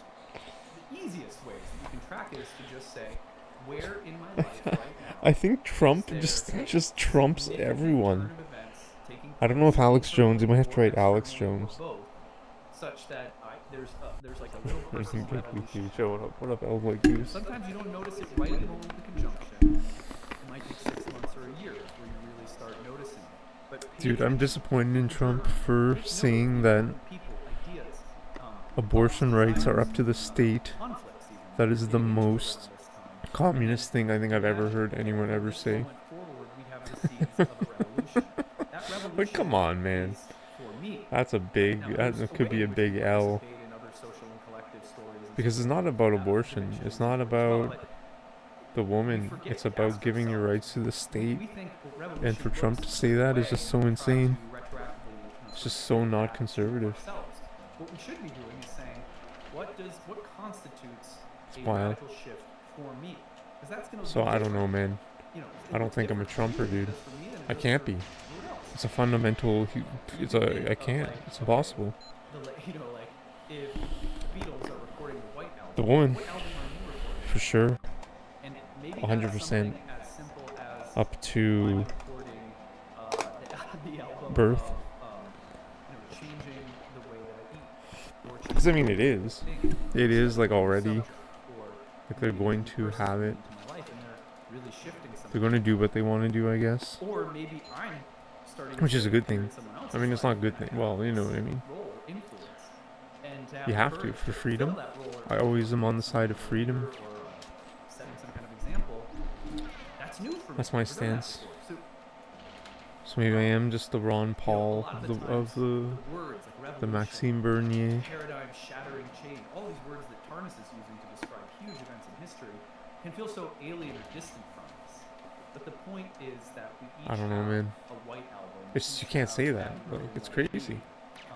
and they have He those said these cycles. it's up to the state You to can decide. almost Like forget what? it because You the can't say that. conjunctions, the seeding point, it's But- hard to recognize its relevance until you're It's crazy. a lot That farther could along. ruin his campaign. So one of the things completely. we're doing this week, like I said, is we're going to be looking at all of the previous A Hillary shirt conjunctions soon. and oppositions so you can track them in your own biography. We have nude Hillary AI in our Discord. Um, Yo, people watching, download the ASMR app. Do it. in such instances, we This see app that the is form of great. Uranus I think it's a Jupiter quarter now. vector in which the Oh Uranus God, principle why? suddenly and unexpectedly opens up the Jupiterian experience of wider horizons, expanded experience, elevation, Do it. magnitude, a larger world. Captain James Cook's first voyage to Tahiti. No, but I mean, it's not. Australia That's the during that's the Uranus that's the point, dude. opposition of 1768 It's is another example.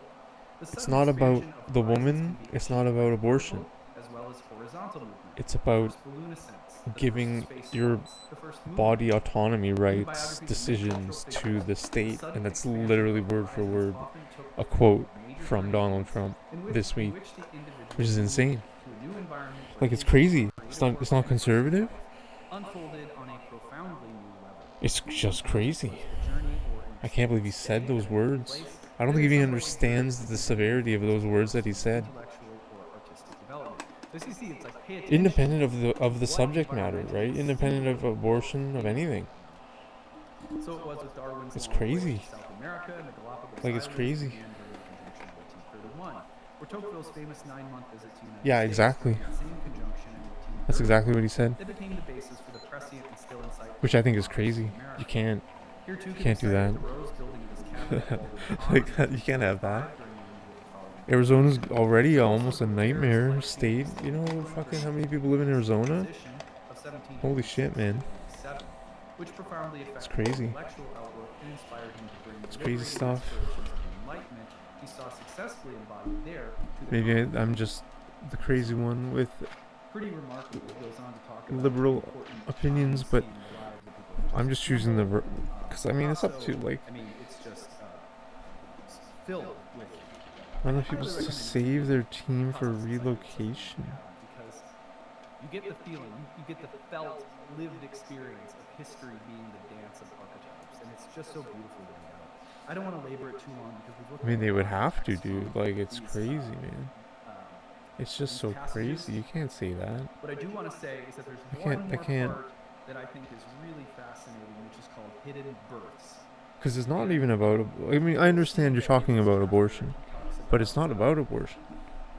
Although Jupiter It's a metaphor. It's like vaccine mandates. Creative and emancipatory beginnings, births of important works and movements and ideas, Arizona these beginnings coyotes were are often being as it were relocated to births in Utah. Stable, humble, and remote from in a stable, humble, and remote. Oh from wow, the really? source of their That's power. Gretzky's team. In privacy and solitude, in a quiet study, in small meeting, in notebook, alone on a mountain path by a pond, That's Inside Phoenix, individually right? lined the interior castle.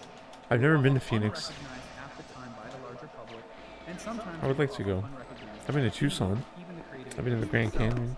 Only Been later to does the event of Flagstaff. significance become visible indeed, sometimes much later under a subsequent. I've been to the Four Corners. Been to Monument Valley. So, remember that births, revolutionary births, don't happen in one stopped single where event. Sometimes they do. You may see events that are certainly Forrest Gump stopped running. brilliant, sudden breakthroughs. And it may happen for you personally, you may see it in the news. Yeah, no one The cares thing about that's this fucking guy.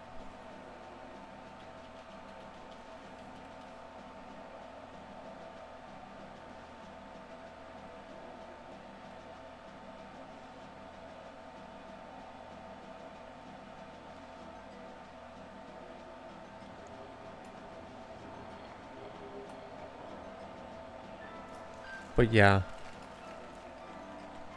I think Trump has to take a completely different stance to save his campaign. To be completely serious. I'm not a Republican and I'm not American, but man, that's crazy. That's throwing the people under the bus to save his ass. And it's just like, what the fuck? Why? Why are you trying to save your ass, Trump? Why are you throwing us under the bus? Trump is trying to appeal to people who don't want to pay for others' mistakes. Pay for we care our own, not carrying dead weight.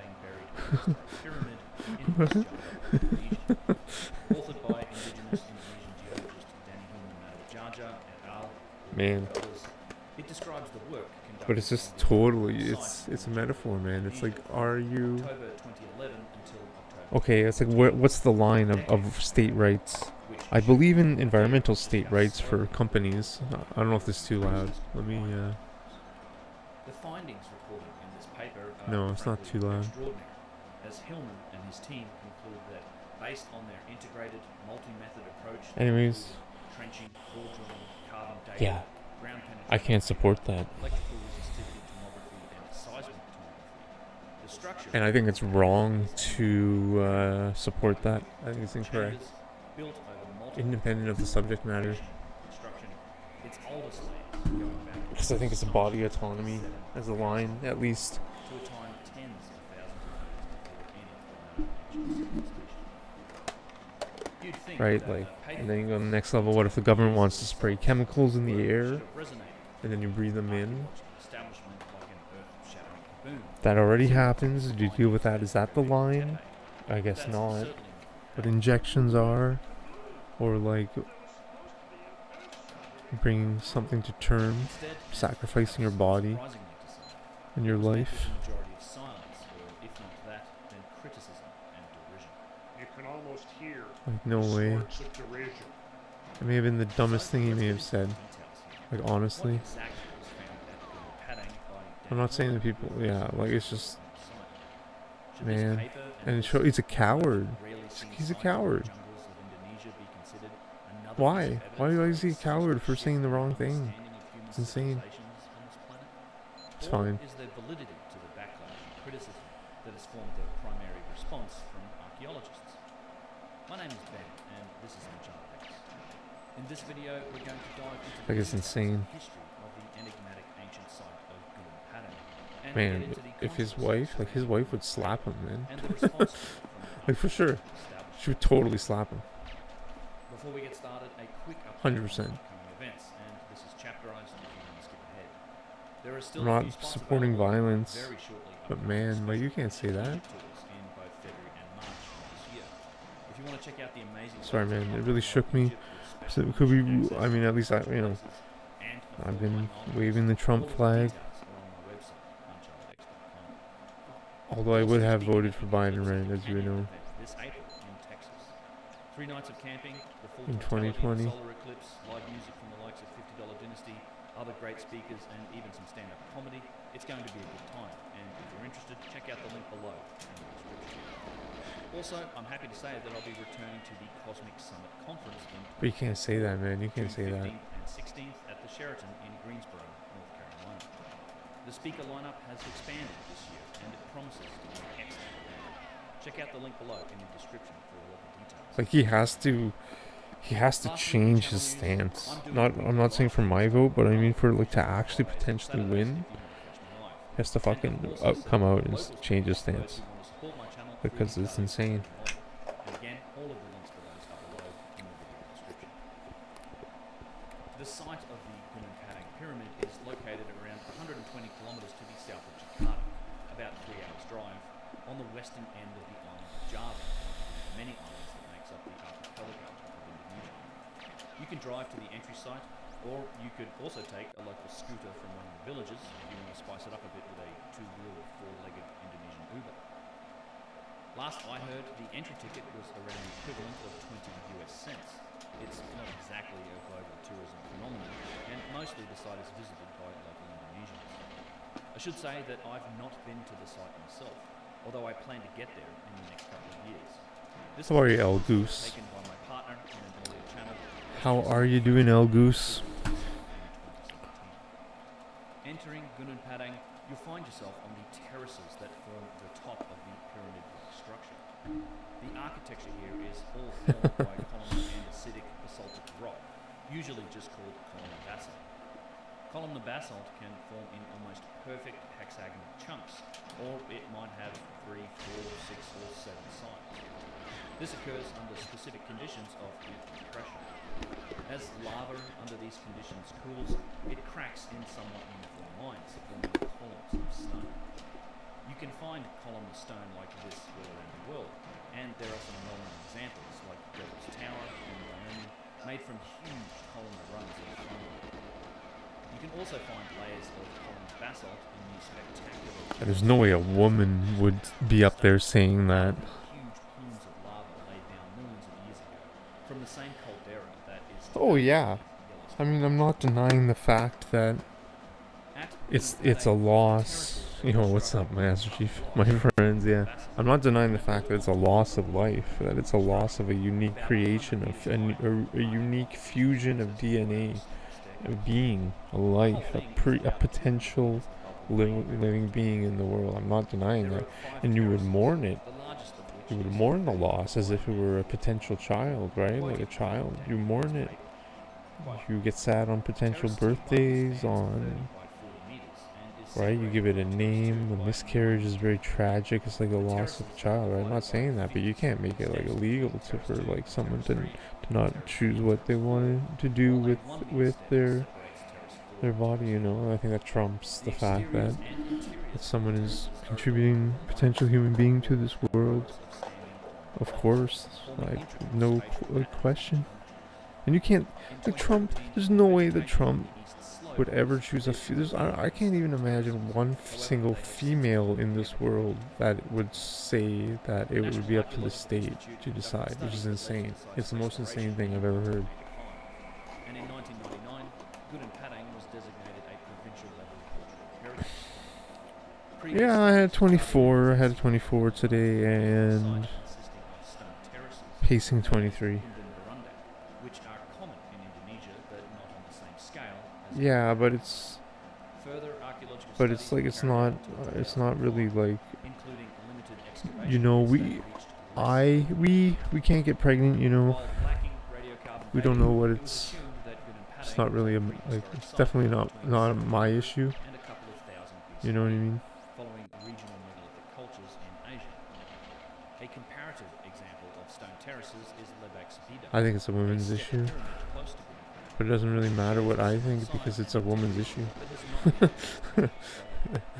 Another example is Candi Kethek in central Java. Stone terraces But yeah. constructions can be found worldwide, such as Machu Picchu And their bloodline on care, yeah. Nan Madol, a megalithic complex on Pohnpei Island, Micronesia, utilizes similar columnar. Well, we're paying for a lot of shit. So on top, at the stone terraces, the architecture of Gunung Padang matches... No, you have to socialize it. ...and others in Asia. But as Hillman states, it's really only... You know how much money you would save instead of people with dependence on welfare? Danny Hillman's work on the site... A $400 government funded procedure, single time once, versus a $1,000 monthly payment forever. Multiple phases of construction in very different different So it's layers much hidden cheaper in the end, I would think. terraces. And they want These like the different depopulation layers of agenda and everything, you know. construction styles are dated to very different periods of time separated by thousands of years. Oh And wow. they're categorized by Hillman as different units, with Unit 1 being the terraces on the top. Quote, That doesn't sound very "Physical safe. observations at Unit Padang reveal a complex construction history, with evidence of multiple phases and diverse architectural styles. At the ground surface, known as Unit 1, the prominent megalithic stones exhibit a variety of arrangement techniques positioned on soils containing numerous andesitic rock fragments. Unit 1 comprises columnar rock arrangements of standing rocks and ramps, defining the spatial geometry and terrace spaces. Beneath Unit 1 lies an older layer of columnar rocks displaying much more sophisticated construction techniques. These regularly cut columnar But you rocks see, it doesn't really are like arranged matter what we think. with fine-grained fillers and mortar between them. This layer, called here as Unit 2, remains hidden in plain sight. Yeah, but it's not even about Exposed areas morality. reveal various It's elements about what they want to do with their body. including the stone wall ramp between terrace 1 and 2, and altar-shaped rock mounds situated in the middle of terrace 1, referred to as And their masjid, life. meaning a place for praying, and diagonally oriented tiles of columnar rock spanning terraces 2 and 3 in an approximately north 55 degrees east direction. You know, Noticeably, on terrace 1, I think it the just top of trumps Unit 2 lies just morality and 10 emotion. centimeters beneath the ground surface, as uncovered by the Tango Trench. The interwoven columnar rocks But again, it's not the actual, like, that's the point. Like, the point is not are aligned similarly the to north 70 topic, the degrees subject. It's This the evidence confirms that Unit 2 is a it's product of 100%. It's literally the definition of communism. Like 100%, making it illegal. The trenching excavation Oh no! Oh no! that extends vertically Oh and laterally no! along the west and east flanks. No, This he's not. is He's not stones pro-abortion. on the ground surface He said it depends on the state, which is insane. You can't say that. Unit 1 appears to That be says that surface he's a rearrangement coward and he of won't Unit 2. declare In the Fanta trench what and stance terrace he's 2, on. the alignment of columnar And rocks since he along doesn't the declare surface it, then it says that he although the trench is reaches a against depth it. of 4.5 Because if meters, any state did not reach the base. says it's illegal, And it would be insane. so, it seems that Unit 2, Like, it would be such a larger and more sophisticated construction, lies beneath the invisible infringement of terraces. human autonomy rights Constructed simply in by every sense of the word. rearranging the Oh, for sure. Unit 100%, dude. 2. The Yeah, reuse, 100%. recycling, and And renovation like as he of should, which is insane. Like you can't, found all around the world, like, from Egypt to Peru. And it's something that I've discussed in detail in several videos on this channel. The breaking up influence of the apparent and reuse of more ancient megalithic stones yeah, no, it's insane. and But it's the sacred metaphor. It's not like forget the abortion, forget the women, forget this division of the people. It's fucking.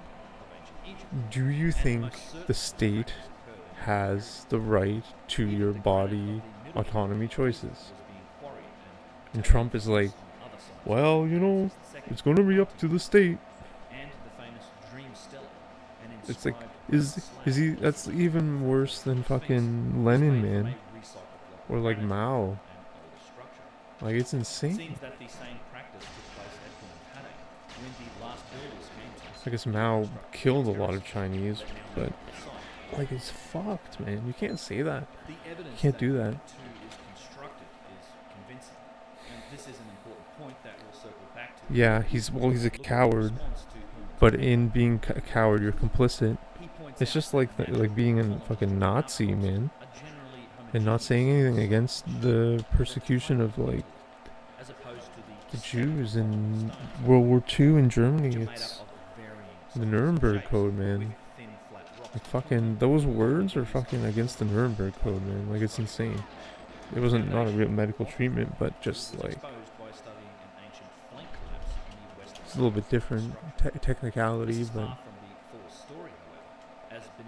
like you can't you can't say that, man. Because then what's the line? Do you know how huge that is? To sacrifice your body, pay for, change your life entirely, to give birth to this being and have a child forever, with no money help from the government. maybe like scraps. Beneath it, Unit 2 is the interwoven columnar joint basaltic andesitic But again, rocks it's not about the lying like the in abortion. It's north about 70 degrees east direction, like those exposed on Terrace Point. human rights. The columnar That's the joint most. rocks If you are think stacked that parallel to the layer, not yes, the perpendicular, state and should have been decide it, regularly cut to I think that's the outline most communist thing I think I've ever heard in my life. Furthermore, natural And I'm not even a woman, rocks are more homogeneous in size and shape and are tightly interlocked. But beta 2 right? exposure Like it's reveals crazy. columnar It's not rocks with even. different shapes It's not even and about the issue. patterns. It's about And what the does he surface even is stand not for? equally What, like in irregular terms of and separated by his columnar political rocks north. positioning. Orthogonal sections of the columnar rocks vary in shape, including hexagonal, pentagonal. I was going to say vaccine mandates is up to the state too. trigonal. There are also distinct thin flat rocks. Like, it's near insane. the columnar blocks, probably added to 'Cause he's a columnar coward. structure. Like exposures on And a Terrace traitor. Point, the mortar between the columns has an average thickness of 5 centimeters. The columnar rocks are only slightly weathered, showing sharp points. Hey, then, man, you know, it's your choice, bro. You know, that's cool, man. Hey, dude, I'm even okay with tax dollars, some of them going to fund vaccines, right? Like, I'm not against that. I was never against that. I was never against people taking it, because if it did work and it did provide immunity, then it would be better for everyone. But it's all about the personal choice, right? Like Joe Biden is a traitor. He's illegal as per the Nuremberg Code, and he should be trialed as such.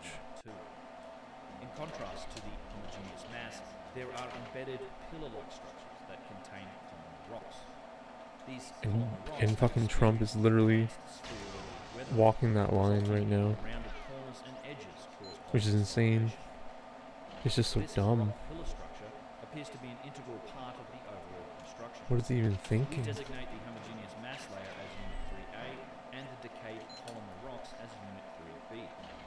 The observed weathering profile is intriguing, since natural weathering typically occurs due to exposure to air and water, resulting in weathering and decay towards the ground surface rather than the opposite. End quote.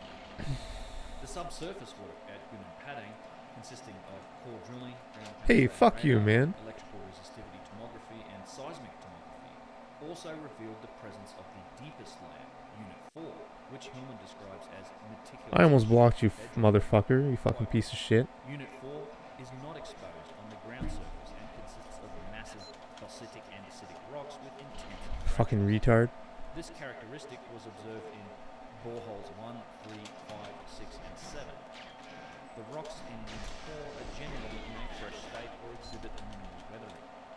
In borehole 1, the top of Unit 4 is identified by a heavily weathered 2-meter high massive basaltic andesitic rock associated with fluctuations of groundwater levels, evident through water. Yeah, you're a fucking idiot. Hey, I'm anti-vax, you motherfucker. What do you have to say to me now, piece of shit? You fucking asshole. Massive andesitic lava I'm not vaccinated, motherfucker. What do you have to say now, motherfucking piece of shit? Fuck you. Little bitch. Little pussy bitch. Little pussy cattle bitch. Fuck you. You wanna stay? I'm gonna make fun of you all fucking day, you little piece of shit.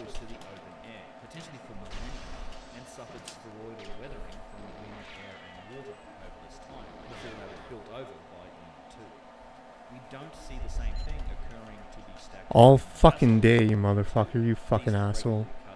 Still have their sharp corners and don't display the same level of erosion. Unit 2 is also a very different construction style to Unit 3 and 4, which is essentially shaped bedrock with embedded pillars. God, you're such a fucking moron, eh? Columnar jointed rocks. When I first saw the profile of some of these pillars and shaped bedrock, I immediately thought, What do you have to say to that? Oh, just silent, just nothing. Oh, I was just an asshole for no reason. Yeah, fuck you. firmly dated to at least 11,000 years old. At these sites in Turkey, we can describe the Fucking retard. You know I'm a disabled person, you fucking retard? paddock Did you know that? Fuck you. with heavily weathered columns, either formed from bedrock itself or columns that are embedded into the ground. Hillman also found the presence of river-worn boulders, round stones, at units 3 and 4, which further suggests the man-made nature of this layer. As given that whole site has No, been seriously, built like, on natural fuck that. fill, they had to have been Fucking built retard. rather than deposited naturally. Like, these people are insane. Like, they're so fucking dumb. Like, let's pull up quote 211. Like, such fucking dumb shit, dude. Like, seriously, bro. This fucking idiot. The results from the carbon-14 analysis of this material are remarkable, and the source for much of the controversy that's been generated by this paper. Quote, the comprehensive God damn it. They're just so fucking dumb. They're just dumb people. It's like, well, it's like there's no point in trying to educate. Like, there's no fucking point. According to the analysis, Unit 3 is estimated to have been constructed during the remarkable time frame. They're just so fucking dumb. 14,000 BC. Like, seriously. Following this period, there was a hiatus spanning from 14,000 to 7,000. Hey, retard, you know people were fired over not taking those injections? Did you know that? Do you support that too? Do you support that? Do you support someone like me not being able to get hired because I didn't take those injections? You're gonna write that in chat? Dare you? See, you're just a retard. You don't even think about these things at all. Fucking retard. Followed by the construction of Unit 1 between 2000 and 1100 BC.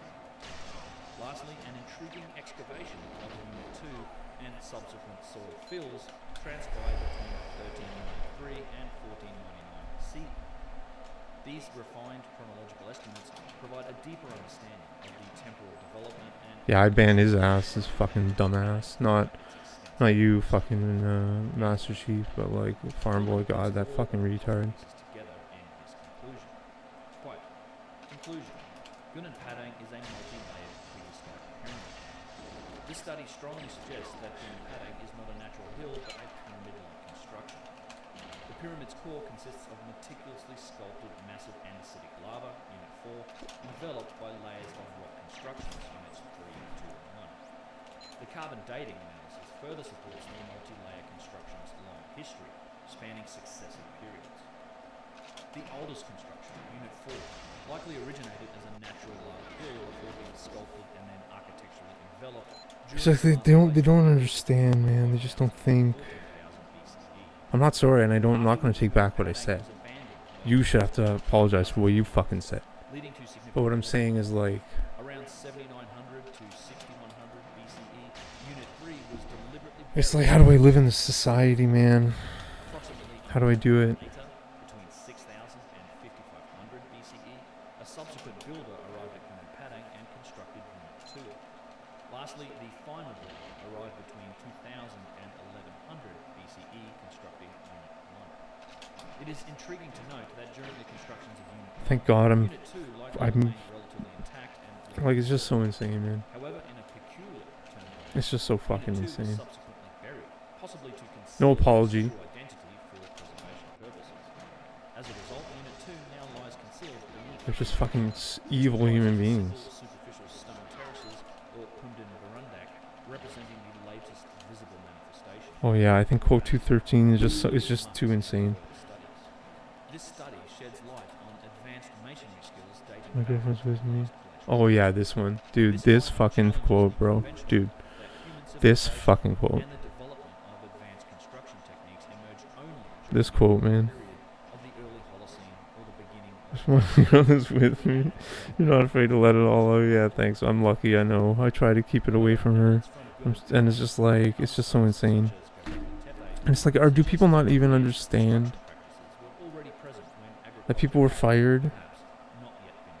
And do they support it? builders of Unit 3 and Unit 2 at Gunung It's just so insane. possessed remarkable masonry capabilities, which do not align with the traditional hunter-gatherer culture. The burial of these structures around 9,000 years ago adds further Fucking guy says, yeah, I'm triple S. I said, hey, that's great. You know, I support it. I would even pay for it. And then he says, oh yeah, all this anti-vaccine. Fucking, this is like, fuck you.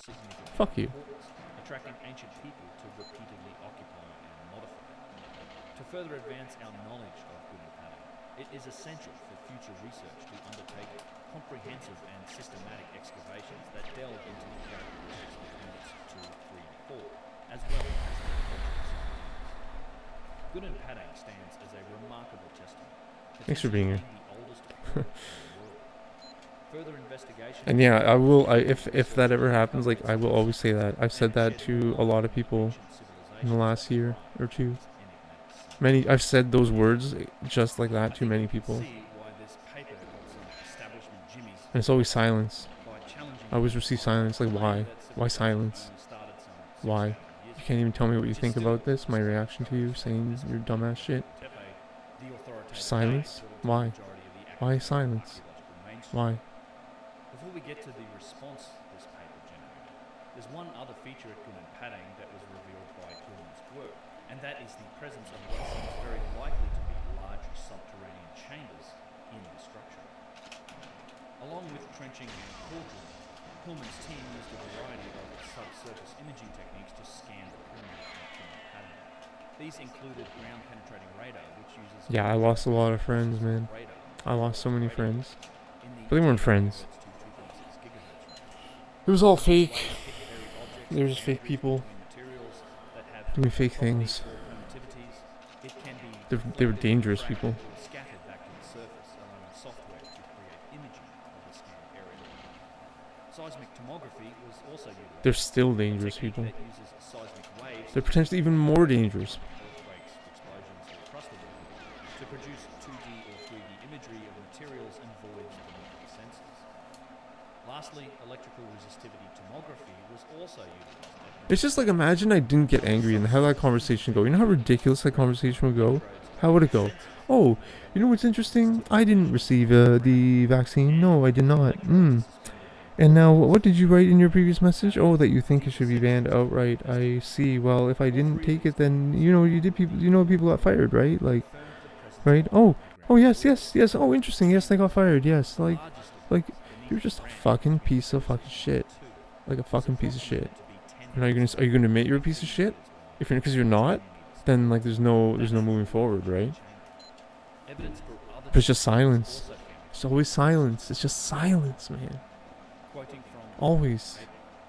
In real life, too. And I just sit there screaming at them. I'm like, talk! Answer me! Just talk! You fucking idiots. You fucking retards.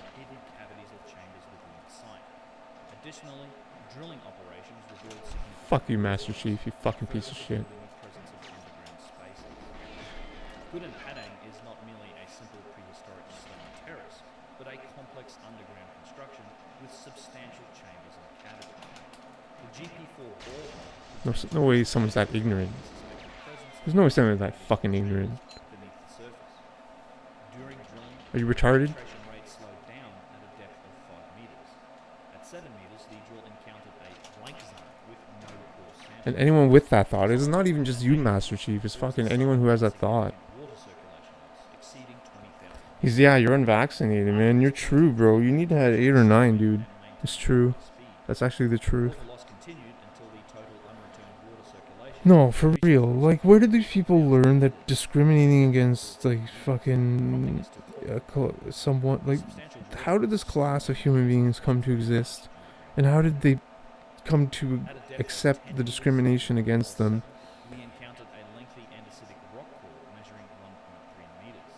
This core may indicate the presence of a vertical structure, such as Because how this conversation ended, he probably just left here and he probably still thinks he's right. our goal of drilling directly. And he thinks I'm just a crazy person. Contemplated Which is fine, I don't give a fuck what he thinks. But I'm just thinking, like, how do I live in this fucking society? special permission, How do I do it, man? without removing or disturbing the These fucking people, dude. on the surface. These fucking evil motherfuckers, bro. No, for real, dude. Results of electrical resistivity tomography or ERT. Like, I don't know what to do anymore. The east to west ERT sections utilizing I'm moving, probably gonna move away, man. reveal the pyramidal shape of No, for real, man. Like, it's just so insane. symmetrical east and west flanks. The ERT sections also provide imagery suggestive of tunnels, including a central tunnel within the pyramid structure. The high-resolution ERT surveys reveal roof, wall, and And I think I'm just in the wrong place. I'm playing, like, video games online, not... is suggested. The use of It's just like, this is not right. spacing in the ERT survey Yelling at fucking children. into the It's probably a fucking kid. geometry. The most intriguing feature is the presence of extremely Some fucking brainwashed kid. anomalies or EHRAs. The most prominent EHRA It's probably fucking brainwashed parents. ramp and terrace 2, providing solid evidence of a large cavity. Just literally Nazism, man. It's just... Further investigate I can't... EHRA identified in the 2D ERT sections, a 3D ERT Like, man, do that quote. covering quote, dude, like quote 210, like, dude, this guy's like this is a man, this is a grown human being. This is the fucking, like, I don't want to bully, I'm not bullying, but like, this quote is just so insane. This is the most insane quote I've ever seen. This fucking,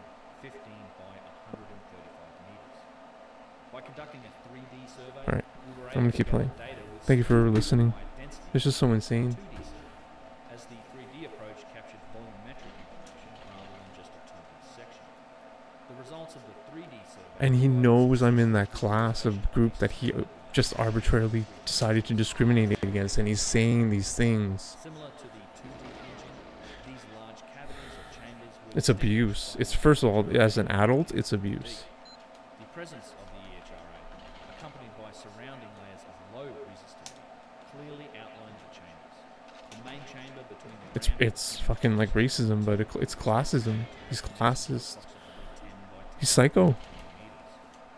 Moreover, extremely high resistivity anomalies were also observed in the Thanks for listening. presence of additional chambers. Oh my god, man. And no, I don't regret anything I said to that response. I mean, what were you expecting? Like, what were you actually expecting? Like, what was someone expecting to happen by saying that? It's just, like, so insane. Situated between the upper and lower high velocity layers. The LVA is bounded by two vertical strips of low velocity media, resembling an entrance gate. Line 2, the west to east survey line passing through the center of terrace 2, exhibits a distinct contrast with an Like, LVA fuck you, survey. man. Fuck that quote, man. It may also indicate possibly large tunnels. It's just like a snapshot of fucking... It's insane. Including the two stripes bounding the AMI1. These features are not artifacts resulting from processing, noises, or interferences, but represent subsurface features that likely... Yeah, it's true. He is unvaccinated. Therefore, these vertical structures make... But it's like, I don't want people to just inject themselves with the shit. Like, I just, like, that's, like, I can't, I'm not gonna be evil. Like, you know, I'm not gonna be evil. I can't. I can't be evil. I can't do it. But you make a good point of concept, proof of concept. A lot of technical talk there, I know, but just as a summary, by using multiple subsurface techniques, Hillman's team has showed the likely presence of large chambers and tunnels beneath the terraces. Yeah, actually, I've said that to, like, I don't know. Only that, but these chambers have what seem to be fairly regular features. I mean, I made a video on Facebook to everybody live, a Facebook Live, a 45-minute Facebook Live saying fuck you to everybody on September 10th. So that was like a few, it got like 100 views, that video. Said fuck you to over 100 people at least. And like in real life, 2 for sure, 2 was like really like fuck you asshole. And, oh, online a lot. But I mean, I'm trying to reduce the number of enemies I have in my life, you know what I mean? Unfortunately, that really wasn't the reaction. So I've just been... To understand the response to Hillman's paper, we need to look at some... I've been blocking a lot of people. As I said in the For safety. this work began So, in fear they're gonna report me, like, It was stopped for the best because they're part of a year psychopaths. during 2013 due to protests from archaeologists. You see, Hillman is a geologist, and I suppose that he was caught playing in some of his sandbox. But the archaeologists at the time said that Yo, what's up, Kozlak? Oh, dude. and that there is no Oh, my friend. investigation. It wasn't until Daniel Hillman took the then president of About... Bam Well, I mean, if someone says that to me, I'm gonna say, like... I'm gonna say what I think to them. and he made his recommendation that excavations get underway to further understand the site. President Yudhoyono But, gave Hillman his blessing yeah. to get underway with those I, excavations, which, as you might imagine, in such a remote area, took I several mean, you months have to make. care, right? People were fired, right? Worked in the second I got fired for not wearing a mask There was an immediate outcry from the same in Florida in as February this of article 2022 post on September 24th of 2014. for my dream job in Miami. Bandung archaeological at the University of Miami. Has taken issue with the excavation process being carried out and treated And like people were fired from their jobs. I could have potentially lost my job. People were losing rights, right? Like you have to care. If not, then you're just complicit, right?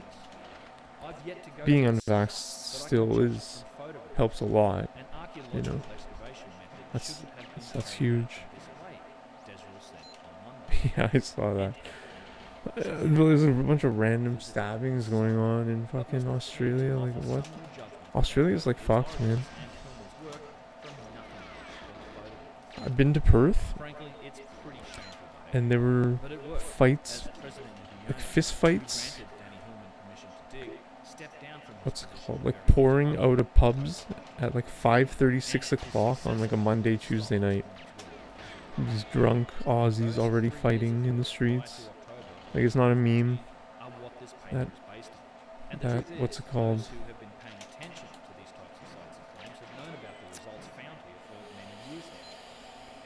That what's it called? South Park episode. And I still have a copy of Hillman's PowerPoint presentation that outlined the same discovery of chambers, the same carbon-14 dating results. Russell Crowe fighting everyone, going around fighting shit. That's literally Australia. Graham Hancock, who has visited the site with Danny Hillman, was championing. You know the memes like like that's not a knife. Like that's Australia, man. Ooh, they warned us fucking 35 years ago. For real, man. Like that's fucking. That's Australia. The land of the fucking criminal progeny. Sorry if there's any Aussies watching.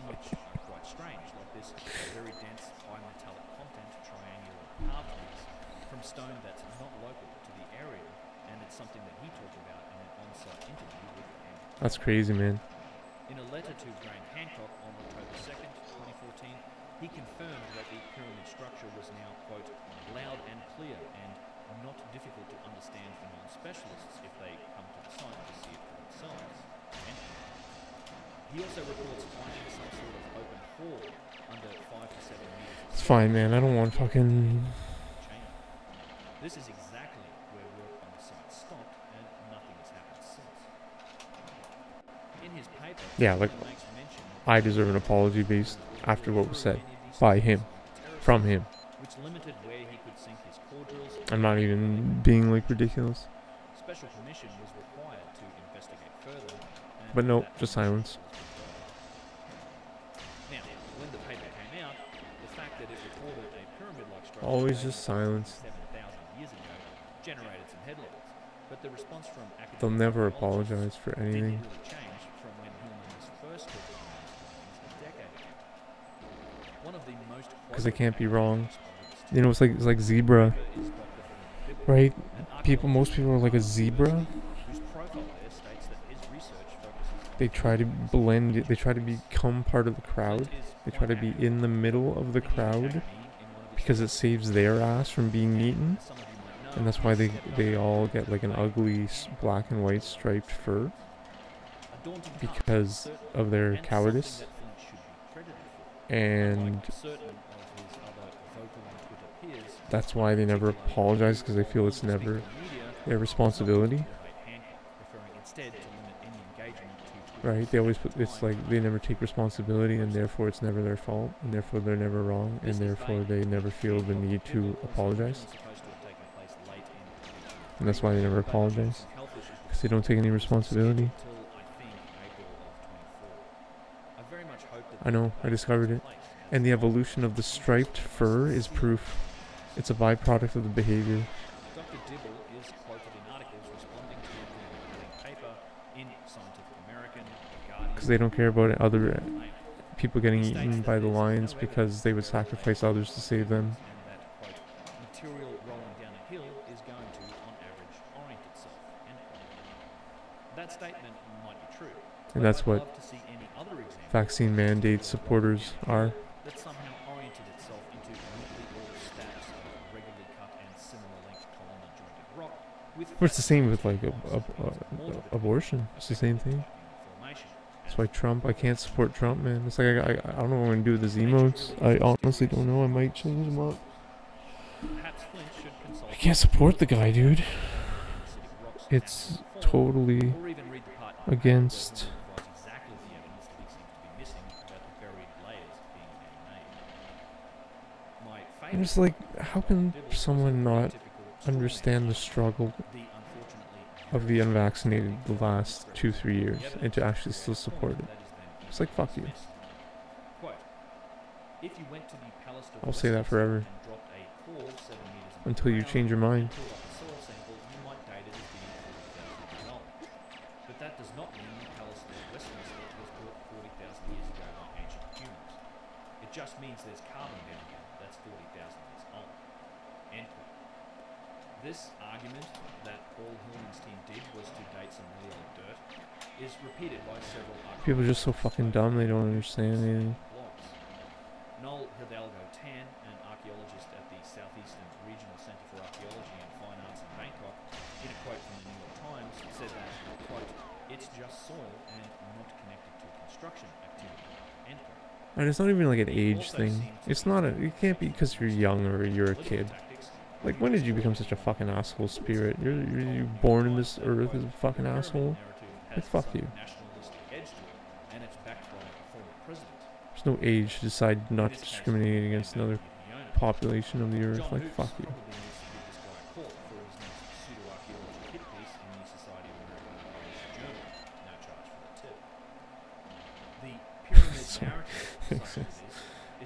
Sorry. For of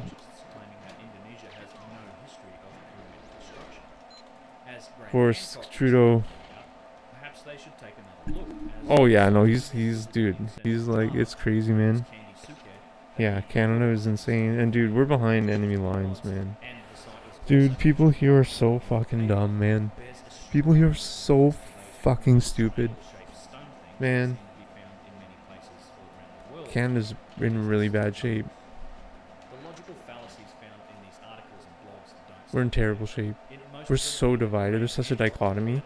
The trucker protest was so massive and important, but it was so expensive for everyone. Man, that was the only thing that keeps like hope being here. But otherwise, it's like, dude, like these people are just like fucked, man. Like, they're so fucked.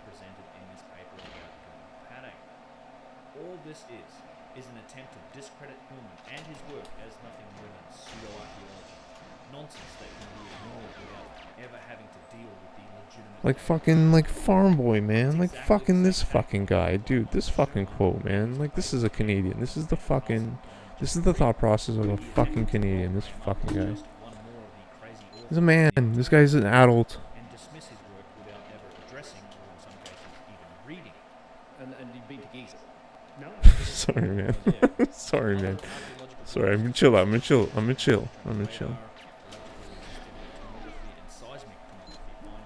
But that's what I mean, dude. Like, it's like, dude, it's like, imagine you're like trying to talk with someone just about life, and they're trying to convince you why you should be discriminated against and like fired.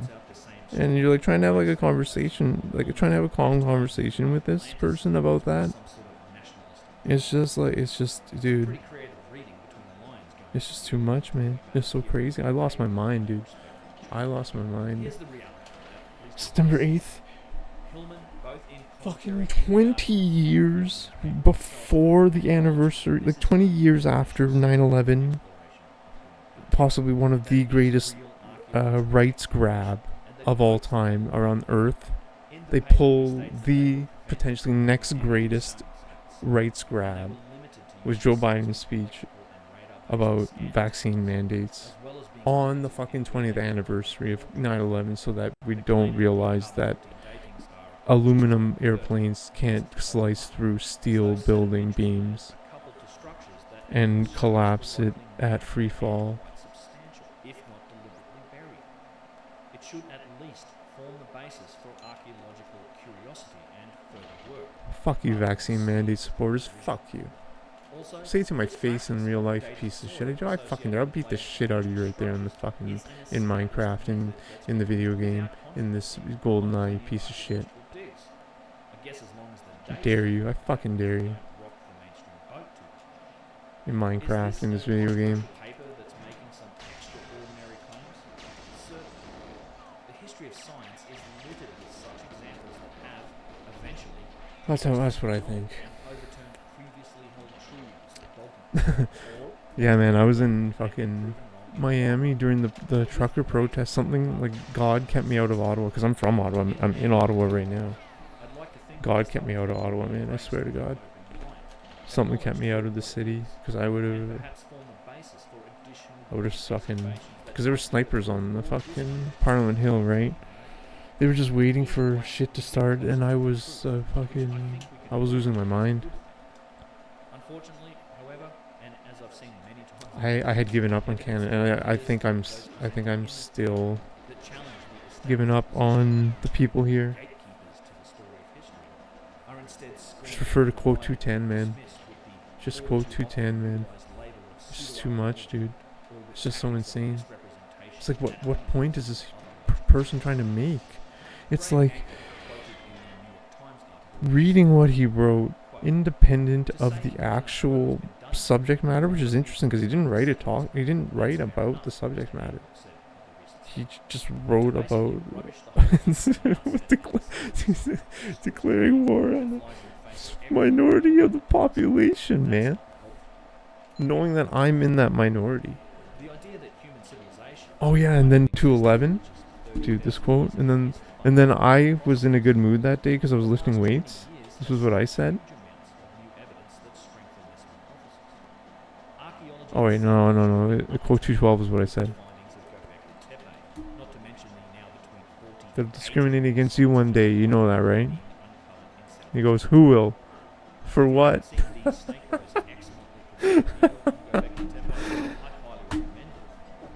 Fuck you. Moron.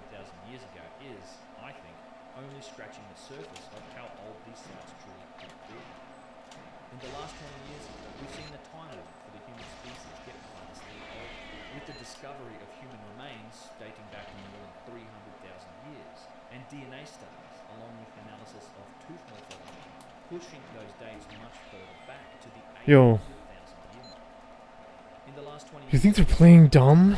It's just so crazy, man. Yeah, like, and it's like, man, I thought I had a really smart response. Like, dude, you know that you'll one day be on the other side of that for whatever reason.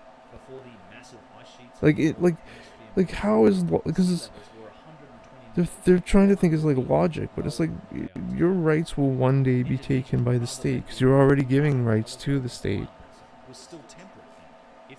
and it's just. It's like, well, yeah. And it's like, is it like, will you always forever do what the government says? Always? Even including your body? Always? Probably not. You know what I mean? Like, probably not. I would hope not. But I don't go around judging people like that. But anyways. And just knowing that, like, and it's not bullying because okay, those quotes are abuse towards me, literal fucking abuse because he knows I'm in that class that's fucking broke and unemployed. Yeah, oh for sure, probably, honestly. That's what they're trying to do. They're trying to import all these like millions of people from all over the world to live in shared apartments, shared houses, shared basement apartments. Unfortunately, the visceral response from the gatekeepers of history might well be having its intended effect. Pressure from academics has had an effect on the journal Archaeological Inspection. No, you know what's really crazy? I don't regret how I reacted today in stream because I know I'm right. I don't take back anything I said. I just, in terms, I don't like no violence towards anyone. I'm just like fuck you, man.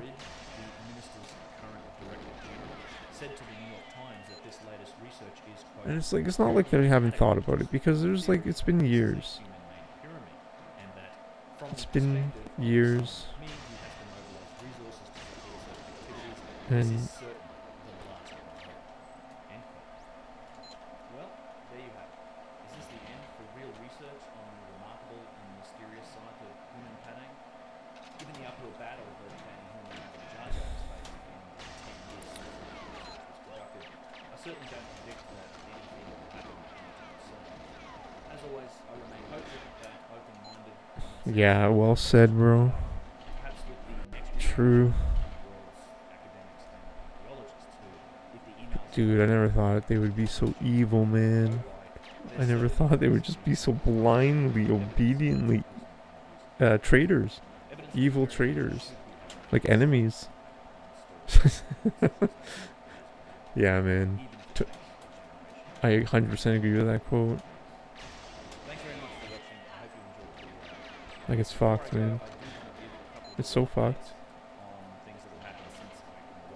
And people, like, you talk to people and you say, oh, who'd you vote for? And they won't tell you. And you're like, well, fuck you.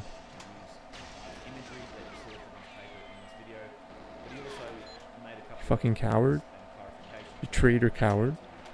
This is what he said to me. It's that there are just two comments here of many that people don't. Definitely an enemy. And this is quoted from his email. First, the megalithic rocks atop the hill clearly go to our lake. You had to. In the 2021 election, you had to say who you voted for. You had to publicly show fucking legal action. It's just too insane to not be persecuted in the fucking Nuremberg 2.0.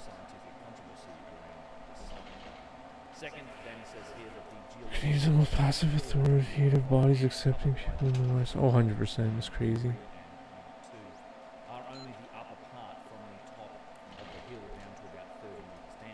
Gullible. Gullible. And evil. Passive aggressive. Evil. Cowards. I think what he's saying is that hilltop was sculpted. Potentially that's also where maybe some of the changes. You know, I will never get an apology for these people saying these things and doing these things. I'll never get it. But it is a site that's actually been built on top of a natural hill, which is the remnant. It's like, how do you live amongst communists? How do you do it?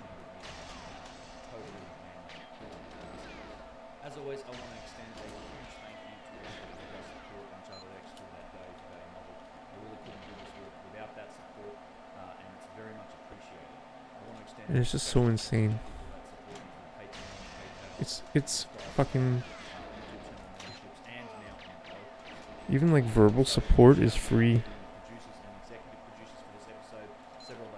You know what I mean? Like, it's free.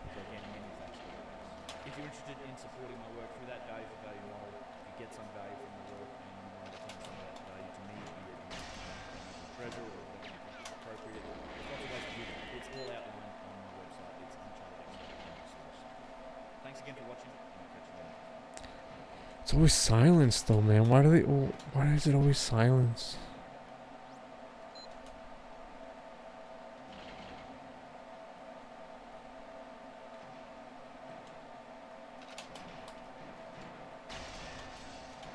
Not from you guys, I mean from fucking people who call out for me absolute retards.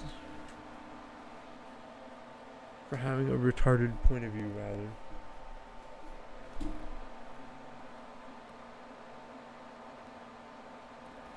Thanks for being here.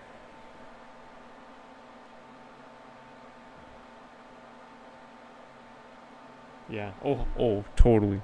100%, man. Dude, that is exactly right. They will put the state before the family, for sure, always. They're fucking communists.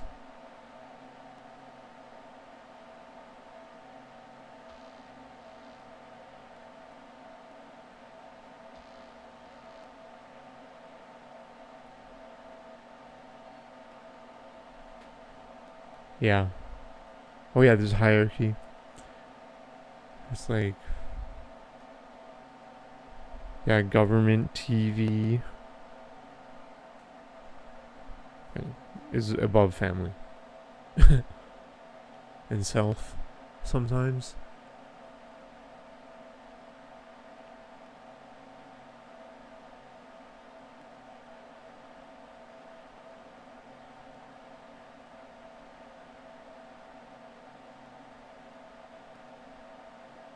The exploration of advanced technology in ancient Egypt invites us to reconsider the narrative of human progress and the linear model of technological evolution. It raises profound questions about the transmission of knowledge, the potential for lost technologies, and the remarkable ingenuity of ancient civilizations. In this documentary, we will examine some of the most Bros, they just don't understand, do they? technology found in Egypt. They just don't get it, do they? Into the evidence of sophisticated Can't yell at them. I can't do that. I mean, how can you not? I'm not Nelson Mandela, man. I ain't no Nelson Mandela yet. Let me tell you that. Ancient structure in Abydos, approximately 350 miles south of the Great Pyramid of Giza, remains a subject of profound mystery and debate. Its architectural sophistication and unique characteristics. But I tried, man. I tried, dude. Like, refer to quote fucking 2. That's what I mean. I tried this before.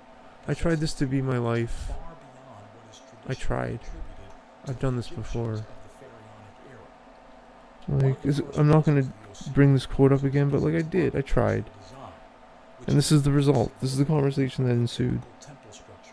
So it's like, this is just futile, man. Unlike the linear rectangular layout common to most Egyptian temples, the Assyrian features a complex L-shaped configuration. This anomaly raises questions about the intentions behind its design and construction. Further complicating matters is the Osirians' relationship with the temple of Seti I, as it appears to predate the latter, suggesting it was a significant site long before Seti I decided to build his temple adjacent to it. Oh man, I need like a break. I'm gonna load the vape again. I'm gonna walk around. I might change my t-shirt. I don't know. I just need to fucking take a walk. I'll be back. Thanks for being here. These colossal stones were quarried from Aswan. What I was hoping was the person to be like, hey, you're right. I'm an idiot. But no. And until that happens, until that person apologizes for what they fucking wrote, then I mean everything that I said. And I will say the same things in the future again if someone says the same thing again. Because I'm right, because it's like, if you know you're right, there's an infinite source of God from inside your soul, which gives you an infinite source of energy. You know what I'm saying? I'm like a fucking religious guy, but like, if you're right, you're going to win. Anyway. Sophistication that seems out of reach for a civilization equipped with primitive tools.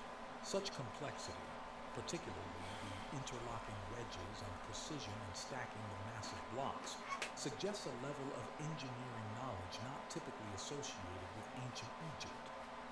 The use of granite, a material far more challenging to work with than the more commonly used limestone, indicates a technological prowess that the ancient Egyptians, as far as historical records show, did not possess. Another mystery of the site is that it lacks any Egyptian hieroglyphs, arts, or artifacts. Absolutely nothing can link this site to the ancient Egyptians. All throughout the history of Egypt, temples and monuments built by the Egyptians were regularly renovated, and with each renovation, additional artworks and hieroglyphs were added. Yet in the Osirian, we don't see anything like that. Furthermore, the Osirians' subterranean layout is highly unusual for Egyptian temple architecture. It is situated 15 feet below the ground level, a feature that is both unique and puzzling. Some researchers propose that this could be due to the temple being much older than the surrounding structures, possibly predating the sands and soil that have accumulated over millennia. There are also water erosion patterns found on the limestone enclosure around the site, which some researchers argue could only have occurred if the structure was built before the end of the last ice age, a time when the climate in the region was much wetter. Perhaps the most intriguing aspect of the Assyrian is its subterranean nature and the presence of water. Modern seismic technology has revealed that the structure extends at least 50 feet, or 15 meters below the current floor level, suggesting that what is visible today is merely the uppermost portion of a much larger construction. Moreover, seismic tests indicated the presence of hollow chambers within this depth. Just imagine what is hidden inside these underground chambers. Archaeologists still can't explore these depths due to the water that can't be pumped out as it constantly refills. The Assyrian's hydraulic system is characterized by an intricate network of channels, basins, and possibly sluices, designed to control and manipulate the flow of water within the complex. The precision in the design and execution of these features indicates a deep understanding of hydraulic engineering principles, including water flow dynamics and pressure management. Comparative analysis with known dynastic Egyptian technology reveals stark differences in the sophistication of water management techniques. While the Egyptians were skilled in utilizing the Nile for agriculture through basic irrigation canals and basins, the complexity and precision observed in the Osirian's hydraulics are unparalleled in other contemporaneous Egyptian works. This discrepancy raises questions about the origins of such advanced engineering knowledge, suggesting the involvement of a civilization with a higher degree of technological advancement than previously recognized. James Westerman, a researcher, historian, and archaeologist, has dedicated several decades to studying the mysteries of the Assyrian. To study what's hidden beneath the water, Westerman decided to pump out the water with a powerful pump capable of removing 500 gallons of water per minute, which is around 1,900 liters. Shockingly, the water level continued to replenish itself at a rate that outpaced the pumping capacity. The source and mechanism of the water's emergence remained a mystery. In the words of Westerman, somehow water is emerging from inside the structure. That's unique. There shouldn't be water coming out of the desert, especially pressurized water.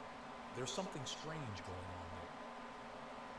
In 2023, Westerman's team employed advanced technology that was able to monitor pressure, temperature, conductivity, and chemical properties of the water in the Assyrian, and he compared the results with the surrounding wells in the area. Preliminary results showed that the water within the Assyrian indeed possesses unique characteristics and came from a different source or pathway compared to the other local water sources. In his words, "I have determined through research that water flowing into the Assyrian is different from ambient water at this location. The Assyrian's water has a different chemical composition and isotropic profile. Why? The water is under pressure and flows into the Assyrian as though it were being forced up through rock like a geyser, but water is not reaching the Assyrian through bedrock. What is propelling it? My research so far indicates that the water in the Assyrian is unique. It is not coming from the local aquifer or from the Nile River several miles away. Further scientific investigation will help me determine where it's coming from."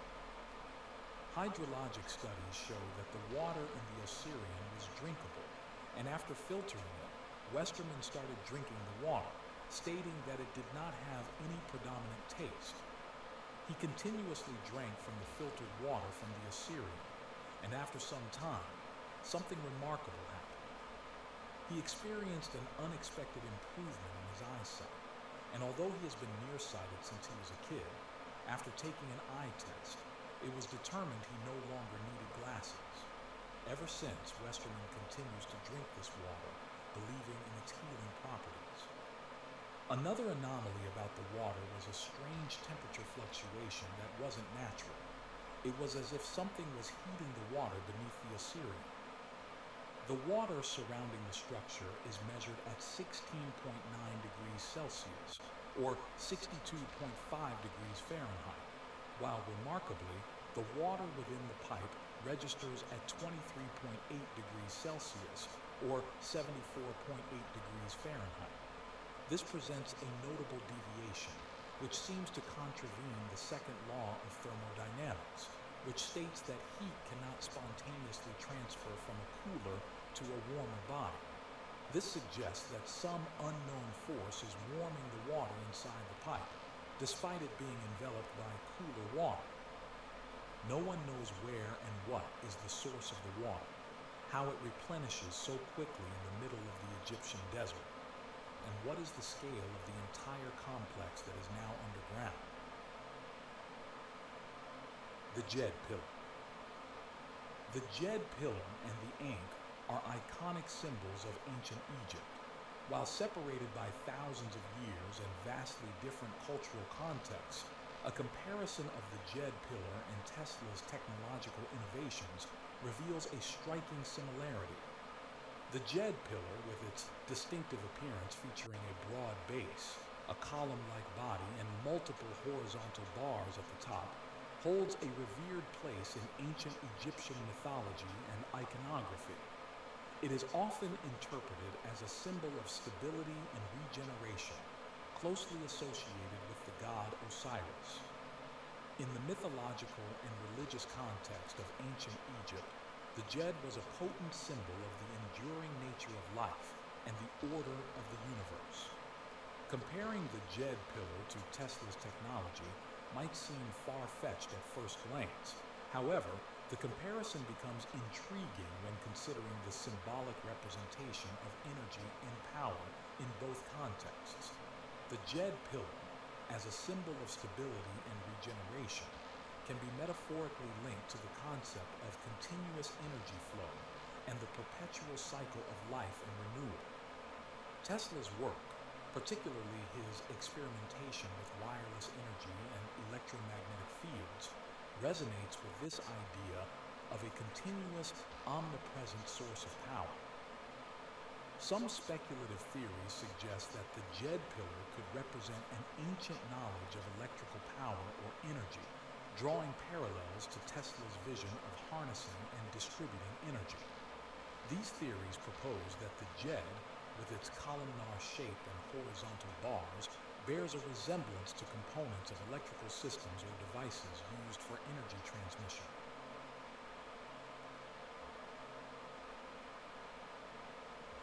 Zayat el-Aryan.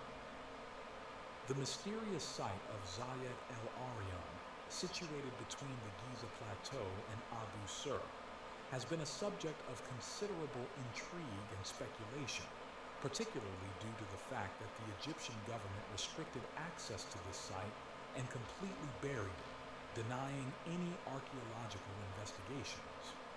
The only information we have about this incredible site is from Egyptologist Alessandro Barsanti, who investigated the site in the early 20th century before access to the site was completely restricted.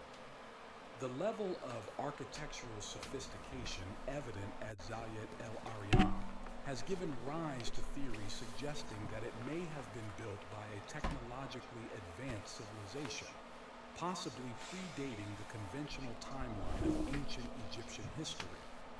The primary structure at Zayat el-Aryan is often referred to as the unfinished pyramid. It consists of a square base measuring approximately 650 feet on each side, with a deep, T-shaped central shaft cut into the bedrock. This shaft, which descends about 100 feet below ground level, is an engineering marvel in itself, considering the hardness of the bedrock and the precision required to excavate such a structure. The precision and scale of this excavation pose significant questions about the tools and technologies available to the ancient Egyptians. The conventional understanding of Egyptian tool sets, primarily composed of copper and stone tools, seems inadequate to undertake such an ambitious and precise project. Theories suggesting that Zayat el-Aryan was built by a technologically advanced civilization are fueled by several factors. Firstly, the precision of the excavation work is extraordinary, with the shaft's walls being almost perfectly vertical and smooth. This level of precision suggests the use of advanced surveying equipment and cutting tools, possibly hinting at a level of technological sophistication not yet acknowledged in ancient Egyptian history. The argument is further supported by the lack of any hieroglyphics or inscriptions at the site, which is unusual for Egyptian monumental structures and leaves the pyramid's purpose and the identity of its builders shrouded in mystery. The strange thing about the site was that the pit was intentionally filled with a tangled mass of heavy limestone blocks, hinting at a deliberate effort to conceal or protect whatever lay beneath. After excavating the limestone blocks with which the site was buried, Barsanti and his team found a massive foundation of pink granite blocks, which differed from the previously uncovered limestone blocks. One of these blocks was enormous, weighing around 30 tons.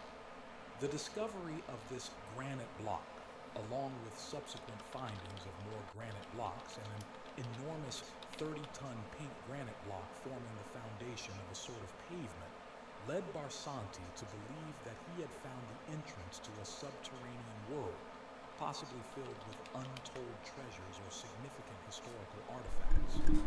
One of the most remarkable discoveries at the Zayed El Aryan site was a large oval vat made of pink granite. And now even fighting AI. Intricately carved out of one of the pavement blocks. The vat's protection, involving a layer of lime and a thick bed of well-spread clay, suggests it held great importance, possibly containing something of value or significance. The side walls of the vat were lined with a black band, possibly the residue of some liquid, pointing to its use in a unique and unknown process.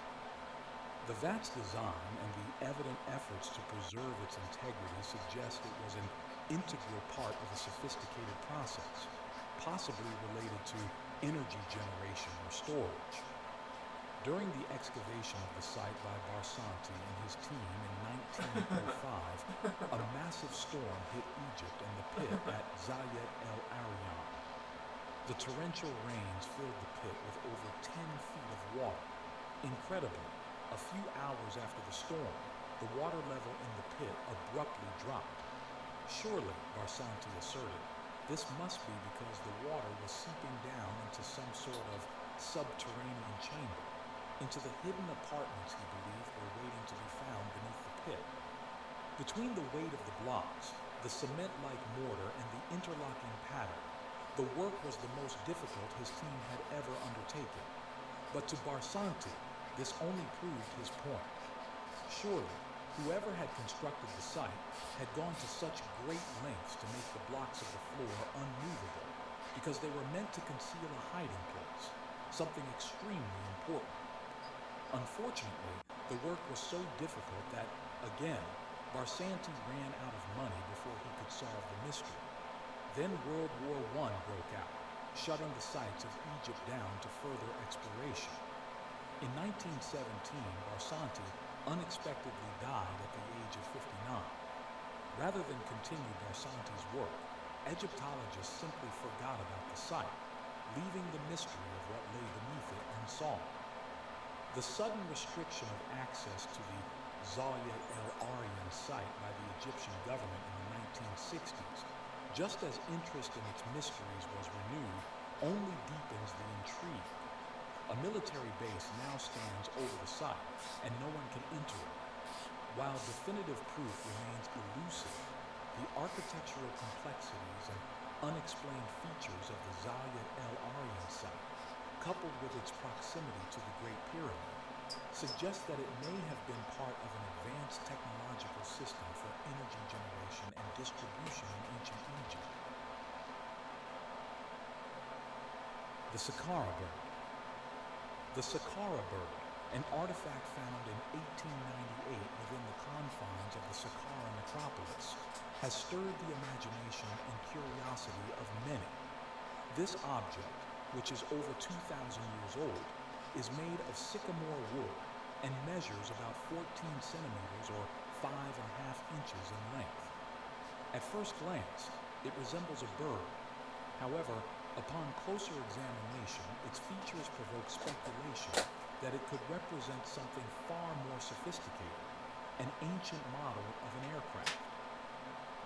The artifact features a flat body, wings that are straight and aerodynamically shaped, and what appears to be a rudder or tail fin, characteristics that are strikingly similar to modern aircraft rather than the typical representations of birds in ancient Egyptian art. Unlike other avian figurines found from ancient Egypt, which typically emphasize detailed plumage and anatomical accuracy, the Saqqara bird has a vertical tail, a feature that is absent in depictions of birds but crucial in the design of aircraft for stability and control. But another crucial thing about this artifact is the place where it was found.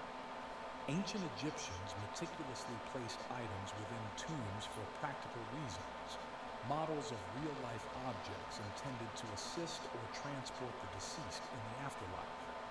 Given this context, the Saqqara bird's presence raises intriguing questions. Unlike the practical, everyday items typically found, an aircraft would serve a unique purpose, aligning with the belief that the dead ascended to the skies.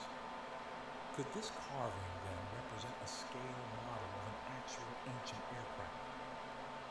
The Saqqara bird's distinct vertical tail fin, absent in natural avian anatomy, hints at an understanding of stabilization mechanisms essential for flight. However, for true aerodynamic efficiency, a horizontal tail fin is critical, a feature the Saqqara bird does not possess. Or does it? Upon closer examination, we can see a that's funny. series of Alright, be marks, back now. which many believe were where such a fin might have once been attached. Modern technological tools were used to simulate and test the aerodynamic properties of the Saqqara bird, enhanced with a hypothetical horizontal tail fin through computer flight simulators. The results from this high-tech analysis were nothing short of astonishing. The Saqqara bird, when modeled with a horizontal tail fin, exhibits remarkable gliding capabilities, adhering to principles of aerodynamics that weren't formally understood until the 19th century. This revelation suggests that the ancient Egyptians' conceptualization of flight could have been more advanced than previously acknowledged, presenting a design that, in some aspects, surpasses the initial models of modern gliders. The Serapeum of Saqqara. The Serapeum of Saqqara is an ancient Egyptian necropolis located near Cairo, which is renowned for its assemblage of massive granite boxes believed to be sarcophagi. These boxes, crafted with astonishing precision, have sparked considerable debate about their creation. The extraordinary craftsmanship evident in these granite boxes suggests the use of advanced technology far beyond what is traditionally attributed to the ancient Egyptians. Each box in the Serapeum of Saqqara is hewn from a single piece of granite, a material known for its extreme hardness. The boxes are enormous, with some weighing up to 70 tons, including the lid and base. This means that the blocks from which they were carved would have been weighing around 200 tons. The precision with which these boxes have been crafted is remarkable. Their corners are perfectly square, and the flat surfaces are exquisitely smooth, with an accuracy that rivals modern machining capabilities. This level of precision, achieved several millennia ago, is astounding and has led to the speculation that the ancient Egyptians had access to advanced technology, possibly lost to time. One of the most striking features of these boxes is their interior surfaces, which are equally precise and smooth as the exteriors. Achieving such accuracy on the inside of a stone box, particularly with the tools supposedly available at the time, seems impossible. The walls of the boxes are of uniform thickness, suggesting the use of sophisticated measuring and cutting equipment. This level of uniformity and precision in stonecraft is rarely found in other ancient Egyptian artifacts, leading to questions about the technology and methods used in their construction. Moreover, The process of hollowing out these massive granite blocks would have required significant understanding and control of stone-cutting techniques. The conventional tools of the ancient Egyptians, primarily made of copper, would have been inadequate for shaping such hard stone with the precision observed. This discrepancy has fueled theories suggesting that the builders of the Serapeum possessed advanced technological knowledge, potentially including high-speed drills, diamond-tipped cutting tools, or other sophisticated machinery. Another aspect that intrigues researchers is the purpose of these boxes. Traditionally believed to be sarcophagi for the burial of sacred Apis bulls, this explanation has been questioned due to the box's elaborate and precise construction, which seems excessive for mere burial purposes. Some theorists propose that these boxes were used for purposes that required precise dimensions and smooth surfaces, perhaps related to some form of energy manipulation or scientific process unknown to modern science. Additionally, the granite boxes also possess acoustic properties.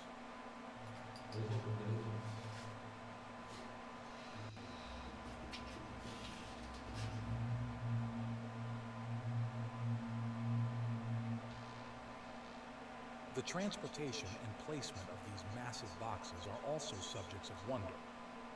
The Serapeum's underground tunnels are narrow and winding, making the movement of such large objects a logistical challenge.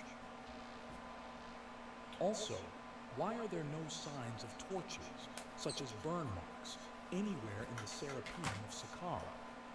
What kind of lighting did they use to illuminate these underground spaces?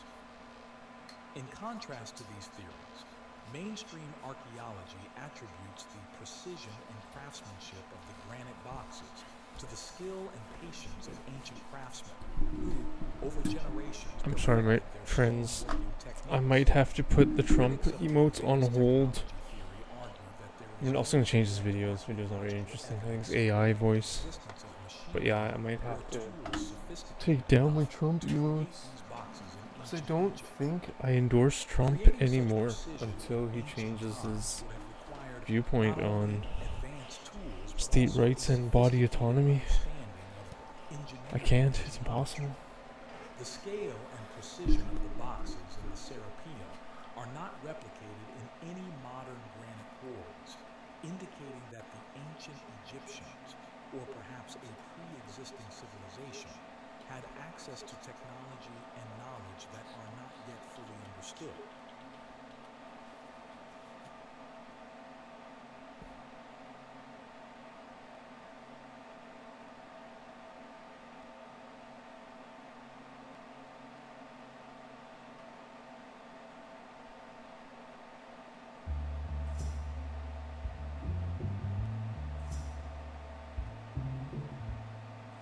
There are many fascinating places to visit in Egypt if you have the will to go and to experience a part of ancient history firsthand.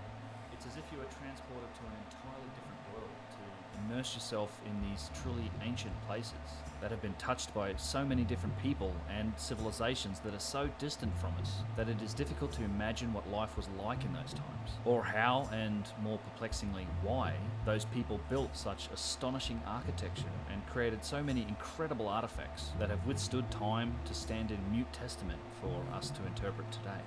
Of all these places, perhaps none of them so effectively convey this sense of mystery and wonder in so efficient a fashion as does the Serapeum of Saqqara.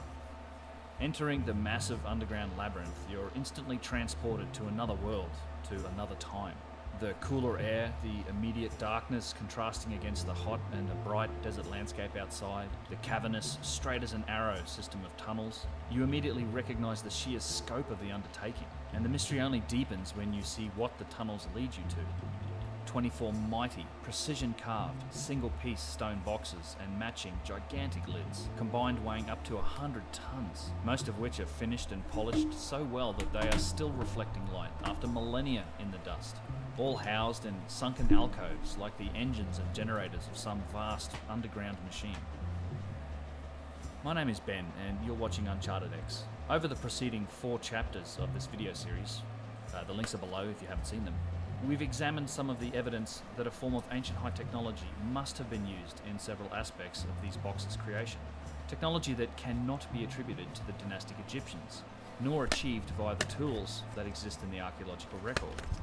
From the unrelenting precision and flatness of the interiors of these boxes, to the mirror-like finishing polish of the outsides, to the challenge of quarrying, shipping, and moving such massive objects into these locations, the orthodox explanation that this was all done by a primitive ancient civilization with nothing more than hand tools and human power reveals itself as simply logically unsupportable.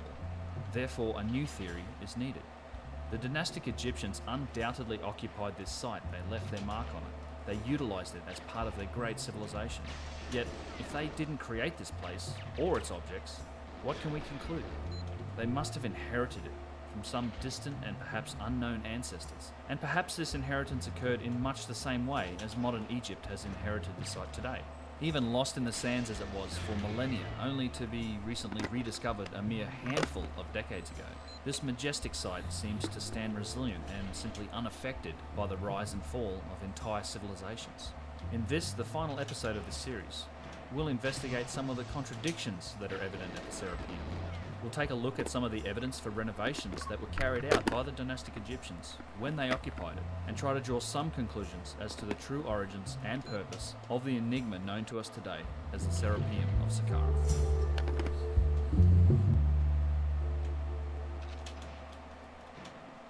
Some of the most clear evidence that the Serapeum was inherited and not built by the dynastic Egyptians during the Middle Kingdom, as it is claimed, comes from the site itself. At its base level of construction, the Serapeum is a series of cavernous tunnels that run straight as an arrow, the longest passage being more than 150 metres in length, with high ceilings and enough width to drive a car down, with several similar dimensioned side tunnels next to the main gallery. Oh, I'm just so bad. Its mighty polished granite boxes are all housed in a number of offset sunken alcoves that are both taller and deeper than the passageways themselves. The precision that is evident in the levelling and direction of these tunnels that run through the limestone bedrock that underpins the desert sands of the Saqqara region is in and of itself an example of ancient high technology. This is no simple nor easy achievement. Considering the precision of the work draws the mind towards other, somewhat similar and also extremely precise bedrock tunnelling examples that, allegedly at least, come to us from the very earliest periods of the dynastic Egyptians. Works like the descending passageway to the subterranean chamber of the Great Pyramid. Now, while there is still much debate on the origin and purpose of this passageway, one cannot debate the utter precision that is evident in its construction, and marvel that people of any technological level managed to construct this at all. And it's not an uncommon thing when it comes to the so-called Old Kingdom structures at sites like Gyges or Saqqara. These places are literally riddled with precision-carved underground passageways and interconnected series of tunnels, shafts, and catacombs. The application of all of these various forms of underground or enclosed construction, the requirement for massive coffers or boxes, and the use of precision leaves me with the distinct impression that there must have been a functional purpose to all of this work. The tunnel system of the Serapeum also seems to extend further than is shown either on maps or when you go there in person. Here, one of the officials told me that this here is a possible extension for the Serapeum as well, like the one they found behind the other book. And you can look, it's not small. At the end of the main gallery, there is a small passageway that extends as far back as the light from our torches can show. It goes. It goes and goes. Oh, it does. Yeah. So it's not modern. This is probably an extension. But like, what kind of extension? What is the function? Maybe they had the Apis rats. And this is the tomb of the rats. Well, we don't know how deep this is. Do you know how deep it goes? Like it's filled up with No, rubble. why they fill it up like this? What is the use of it? Where are the studies? How come they don't bring a robot here and send it? How come the Ministry of Antiquities doesn't have this kind of equipments, like with wires, cameras, and lights and stuff like that? Yeah. There were many of these types of walls and false ends to the Serapeum when Auguste Mariette rediscovered the place in the 1800s. In fact, all of the alcoves that contain the boxes were themselves walled off when he found it. The walls had to be destroyed in order to find the boxes behind it. The entire closed-off section that sits near the entrance that houses the very large black box, my favourite piece on the whole site, as well as several other rarely seen alcoves, that whole section wasn't discovered at all until relatively recently. For a long time, they thought that the Serapeum ends here, and then one of the professors discovered that it extends. Yusuf contends that there could well be multiple levels to this site, and as large and impressive as the Serapeum is, we might have only uncovered a small portion of what truly lies beneath the sand and limestone bedrock of Saqqara. Given the scope of the site itself and what surrounds it in Saqqara, with its deep shafts and miles of tunnels under the step pyramid, this conclusion seems entirely possible. It's very strange to me that these obvious extensions have not been thoroughly explored, and nor does there really seem to be any interest in doing so by those that are in charge of the site itself. Would this type of exploration not be a perfect target for something like a university robotics competition or the like? Imagine the exposure. Millions of people would be interested in it, and it seems like it could pay for itself just through the publicity it would generate. Personally, I will never know why these obvious avenues of investigation that could utilise the technology of our times are not actively pursued, either here in the Serapeum or, say, for example, inside the Great Pyramid, or down into the shafts and cavities under the Sphinx, or perhaps into the water and tunnels of the Assyrian, or down into the Osiris shaft. The list could go on and on for the applications of this. Doing this type of thing seems like an easy home run to me, but I suppose it might be less attractive if you were, let's say, less open-minded about what might be found, or perhaps how what might be found could affect your precious story of history that must be so viciously protected at all costs. There is clear evidence of renovation work that took place in the Serapeum during ancient times. Do you renovate a building at the same time that you build it? That doesn't make any sense at all. Renovation is what we humans do when we inherit places like this. Just look at the evidence for modern renovation. The stabilising steel girders in the alcoves, the addition of electricity to the site, and the wooden flooring that's been put in. The ancient Egyptians were no different at all. They also left their mark on this place. Many areas of the site were plastered over during dynastic Egypt, and limestone tiles have been added. Or in some cases, it's just the pattern of tiles that's been etched into the plaster, as outlined by Yusuf here. Most of the tiles that they used the plaster to stick in the ceiling fell down, as you can see. So what you see here is not the tiles; it's the print on the plaster. Yeah, of course, it's the modern stuff that falls. Yeah. Falls down. So this is the plaster. You see that? Yeah. It's not the stone, but it's the print of the stone on the plaster that they used it to stick it. So all that work on the inside here, this is the renovation. You see? The older renovation also. They used to fill with plaster and then stick more of the limestone. But this fine type of limestone was actually taken in our within. You can see added things. When somebody smooths parts like this to add writings, to add or to house a stela from another material. So, not the ceiling nor the tunnel walls are constructed of masonry, they are all carved directly from the bedrock. This highlights one of the major challenges the original builders faced when conceiving of the Serapeum, and one which still boggles my tiny wee brain to this day, which is how do we move these stone behemoths down into the tunnels? How do we lower them into the very centre of their recessed alcoves? The largest boxes, like this rose granite box you can see, have a width that is less than 1 foot of the width of the tunnel itself. The width of that box is only 1 feet smaller than the width of the tunnel. No, and to be triple, 1 foot. to have taken the 1 foot booster. smaller No, for real, than the the width of the booster tunnel. is like the mark of the beast. So imagine because turning with it. Yes. Huh? to have be triple would be to have taken It it was going to be much after easier if you emptied the Joe entire Biden's chamber speech. and lowered the box from up there and then build a new ceiling. If anybody's going to think functional, Actually have taken it definitely was after going Joe to Biden's speech accomplish is the mark of the beast, 100%. Consider 100%. the orthodox explanation that a so-called primitive civilization moved 50 100%. to 100-ton blocks of stone down into an underground tunnel system and then expertly lowered and centered them into these alcoves. Could we do this today? Perhaps with unlimited funding and hydraulics. I think of course we could do it. But could we have done this 100 years ago? 200 years ago? Very likely not, would be my answer. We couldn't even budge the lid on one of these boxes, and that was 150 years ago. Hence, Marriott actually blew the lid off it with dynamite because we're such curious monkeys. We even have a box that seems to have been left in transit in one of the tunnels that was abandoned there for one reason or another. This is actually a remarkable opportunity to look for evidence of how the boxes were transported. One of the most common explanations from the Egyptologists is that blocks of stone, like this one, were moved around on wooden sleds. This seems almost plausible for smaller blocks, perhaps a ton or two, but it's increasingly less plausible as the mass increases. What's more, do you think that there is any evidence whatsoever for sleds or the like being found under this block? There is simply no evidence, no trace whatsoever of a sled or anything of its type being found, and this theory is logically inconsistent with the stark reality of the place that the box is resting in. how many people?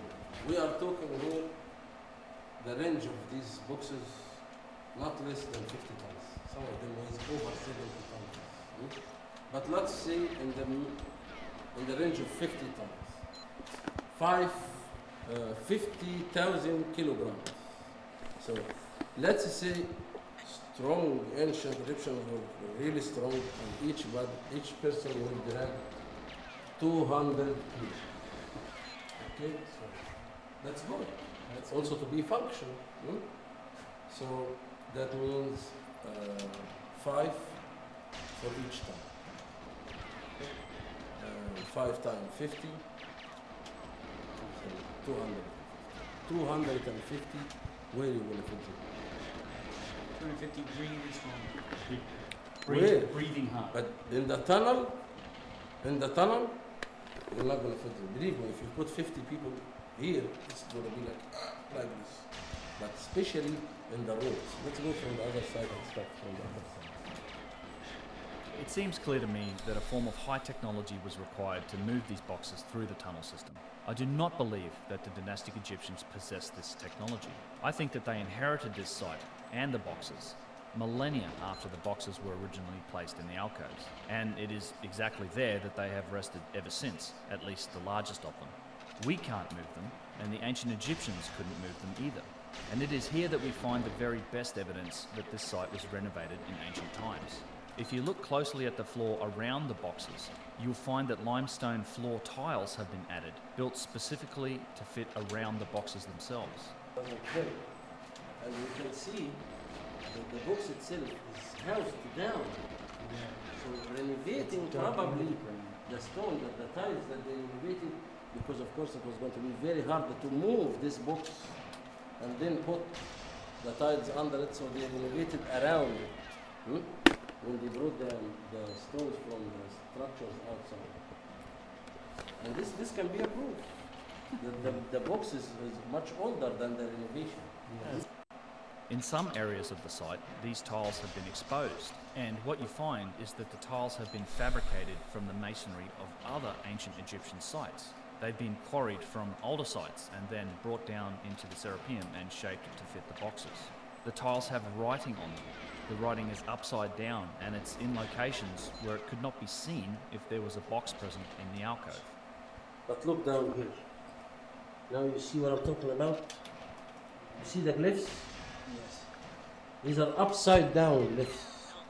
You see the owls? Yeah, they're upside down. They're upside down because it was reused to renovate the site during the dynastic Egyptians.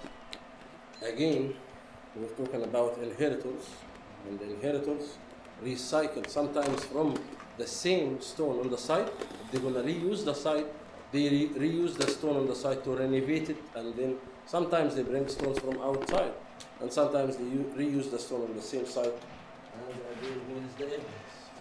One of the tiles still have glyphs. Undoubtedly, this site was occupied by the Egyptians. We know this not only from the renovations, but specifically from the writings that exist in this site. And it is from these writings that the date of the complex itself and the massive granite boxes it contains is derived. And yet again, this explanation for the site's origin simply falls apart with the most basic of critical examination.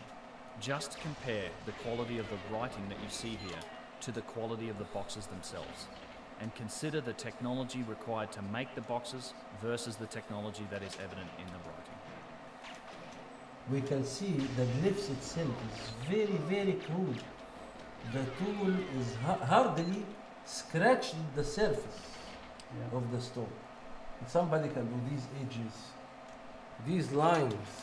Here we can find an empty shell, and then there's still the spark. Yeah, I'm gonna have to This work was put being done those by the Trump police emotes in on order to hold. trade it. I am no longer And then where endorsing does Donald it Trump. come? Imagine the Can name you believe it? Ptolemy is gonna be added here later.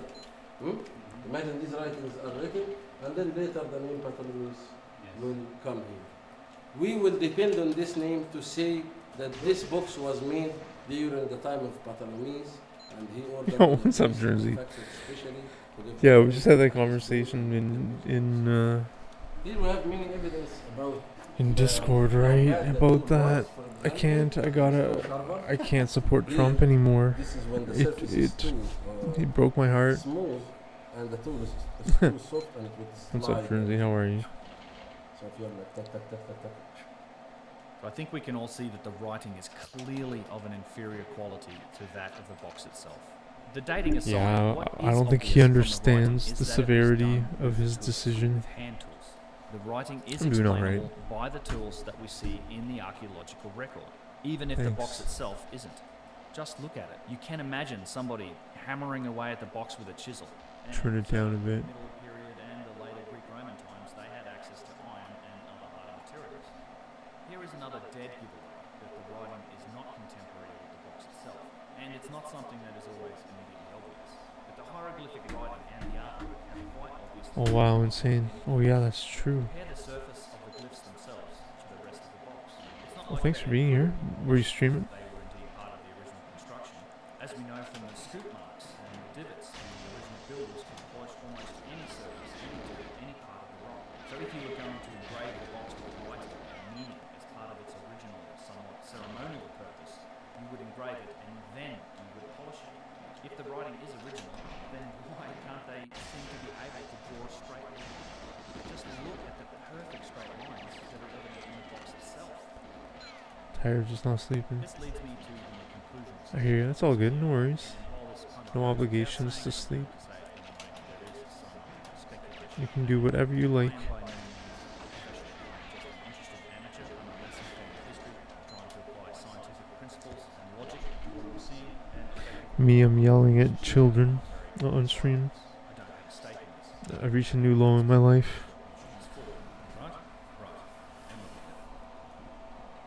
Once you realise that the writing, which is also the method that is used to date the site and all the objects in it, has nothing to do with the manufacture of the boxes or the site itself, this becomes... Oh wow, are you serious? Congratulations. What? Are you serious?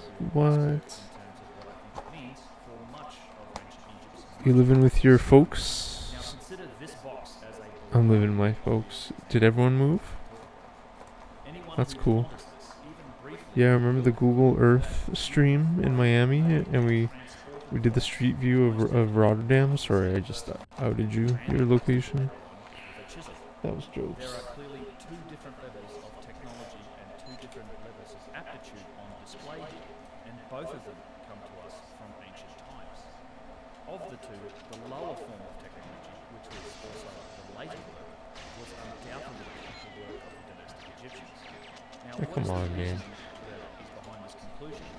One, the writing and glyphs are obviously tool made. They leave tooling marks in many of their cases. Congrats. And two, the writing is not polished. Where's that? Where do you live now? The same fine reflective finish the rest of the box does, despite the builders having the capability to do so.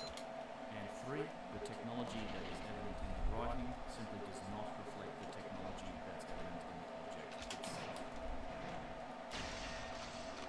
Start to apply those same conditions to any of the truly astonishing works of stone that come to us from the oldest times of the ancient Egyptian civilization, and you will start to notice the exact same thing.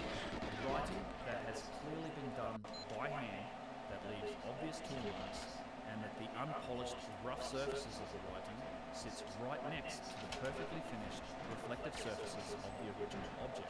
This is on statues, it's on boxes, it's even on the massive columns and obelisks. You see the same thing time and time again. Now, many of the writings on these objects that are across ancient Egypt are of a much higher quality than those that are poorly carved into the blocks in the Serapeum. And stone engraving was a very high art form that developed over time in ancient Egypt. It's truly incredible work in many places. It just takes your breath away. Yet even in these cases, the same principles are true, even though it's not always just as obvious as the box in the Serapeum. But when it comes to the incredible precision objects of ancient Egypt that clearly show signs of high technology in their construction, any writings that are on them simply do not reflect the same level of technology that is shown by the objects themselves. Take this statue, for example. It's in the Cairo Museum.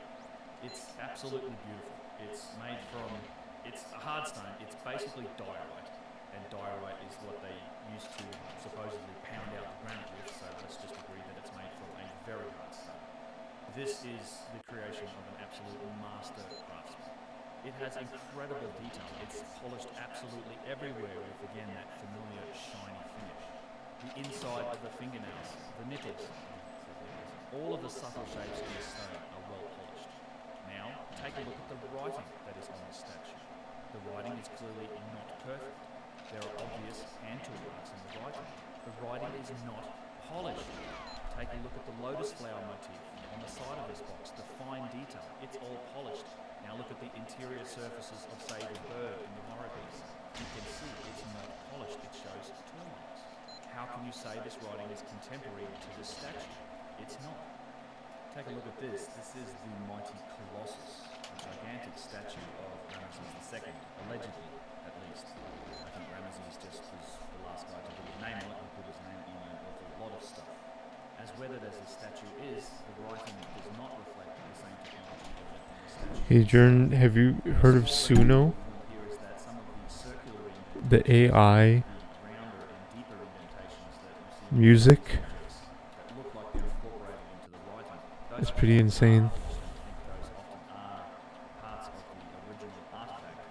You can create like 5 new songs every day for free, or you pay $10 for 500 songs a month.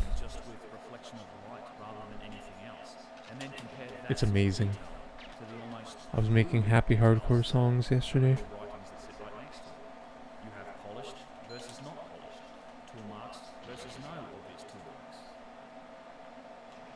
Take a look at this box. Again, another box in the museum. You have a polished surface versus not polished writings. You have tool marks in the writings versus no tool marks on the box itself.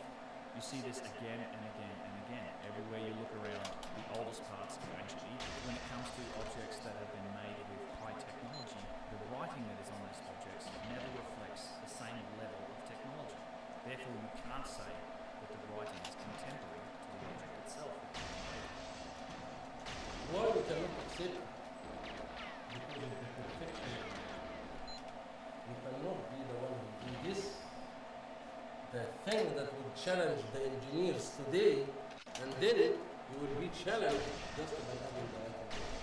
Especially that we have seen many examples of dynastic Egyptians relief and deep relief and high relief superior writing.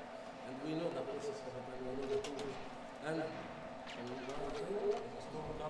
someone who is studying this, I haven't seen really any writings in the hieroglyphics, even the best quality ones which I love so much, relief or high relief or deep relief, that reflects power. I'm gonna sign off in like 5 minutes though, Jersey. But I haven't seen it yet in any writing. I know how to do it. So never underestimate dynastic Egypt.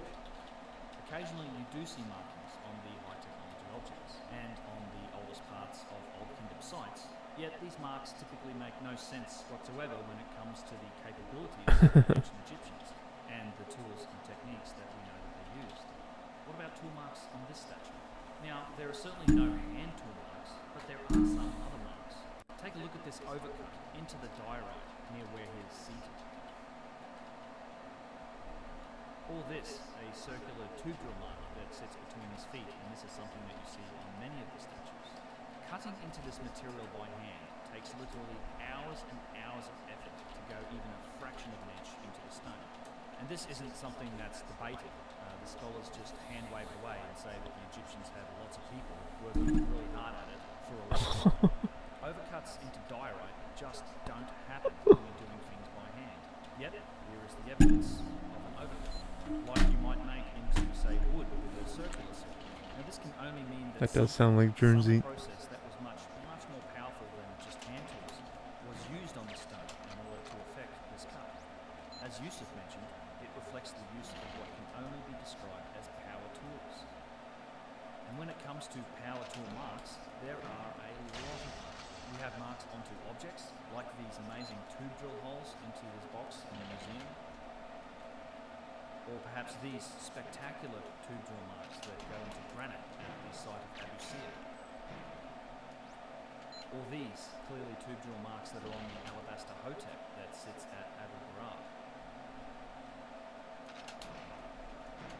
Or maybe these, the circular saw marks that sit on top of basalt blocks at Abu Sir. Or even these overcuts that are cut into the basalt floor tiles that lay next to the Great Pyramid at Gyges. Or here, inside the Great Pyramid, inside the King's Chamber, on the granite so-called sarcophagus, it shows power tool marks as well. And of course here, inside the Serapeum, on the large box that we've been using as an example, on its bottom left-hand corner, it shows signs of an incredibly abrasive power tool having been used in the original shaping.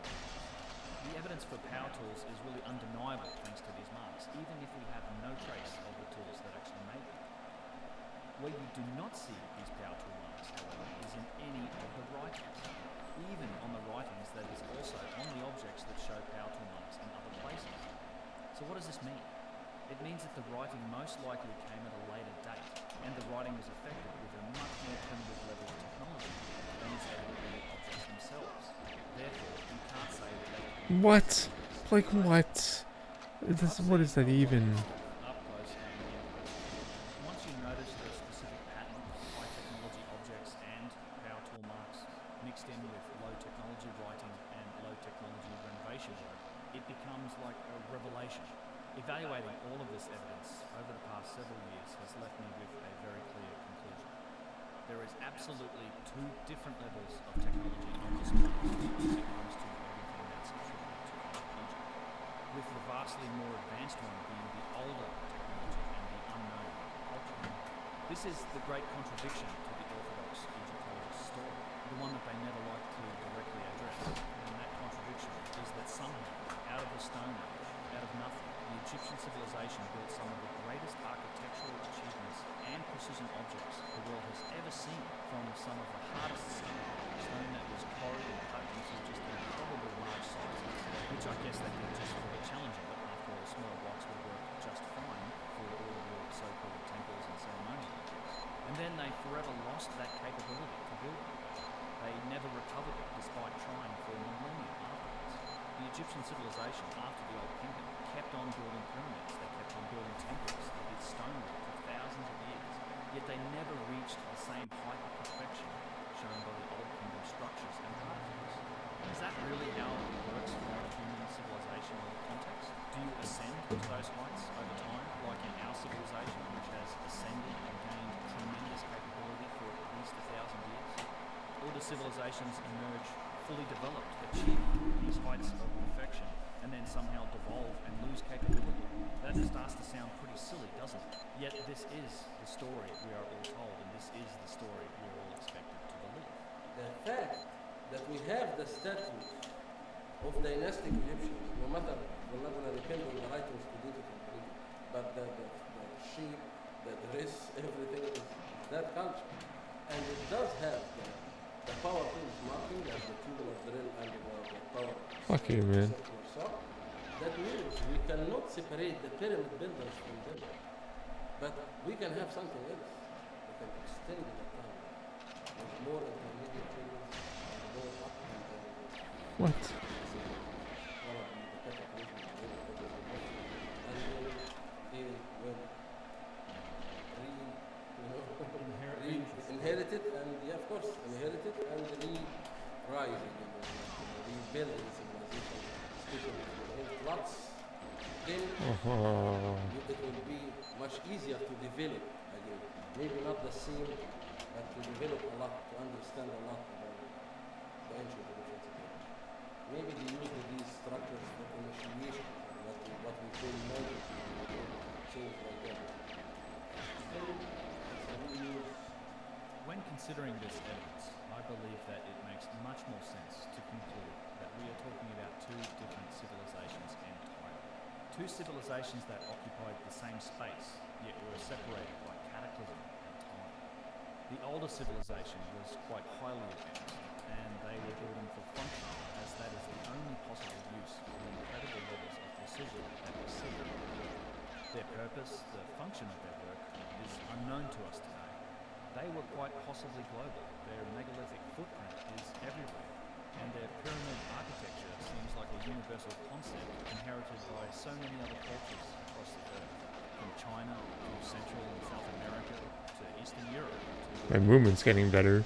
They understood My movement's getting like insanely much better. dynamics of the earth, and they aligned their structures to that end, even encoding the fundamental constants of nature and dimensions of the planet into their architecture.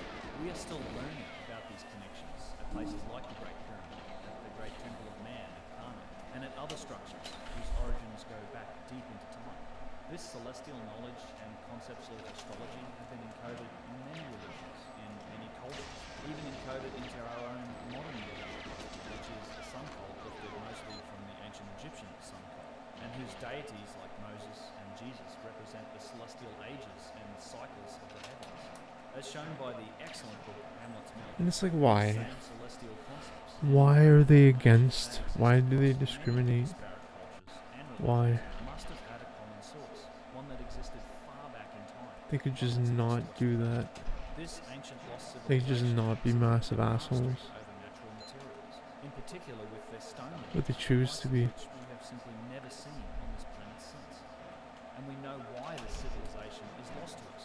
They were almost And then act surprised. in a global cataclysm, They're leaving fucking behind only retarded. some of their great works and bits and pieces of their culture.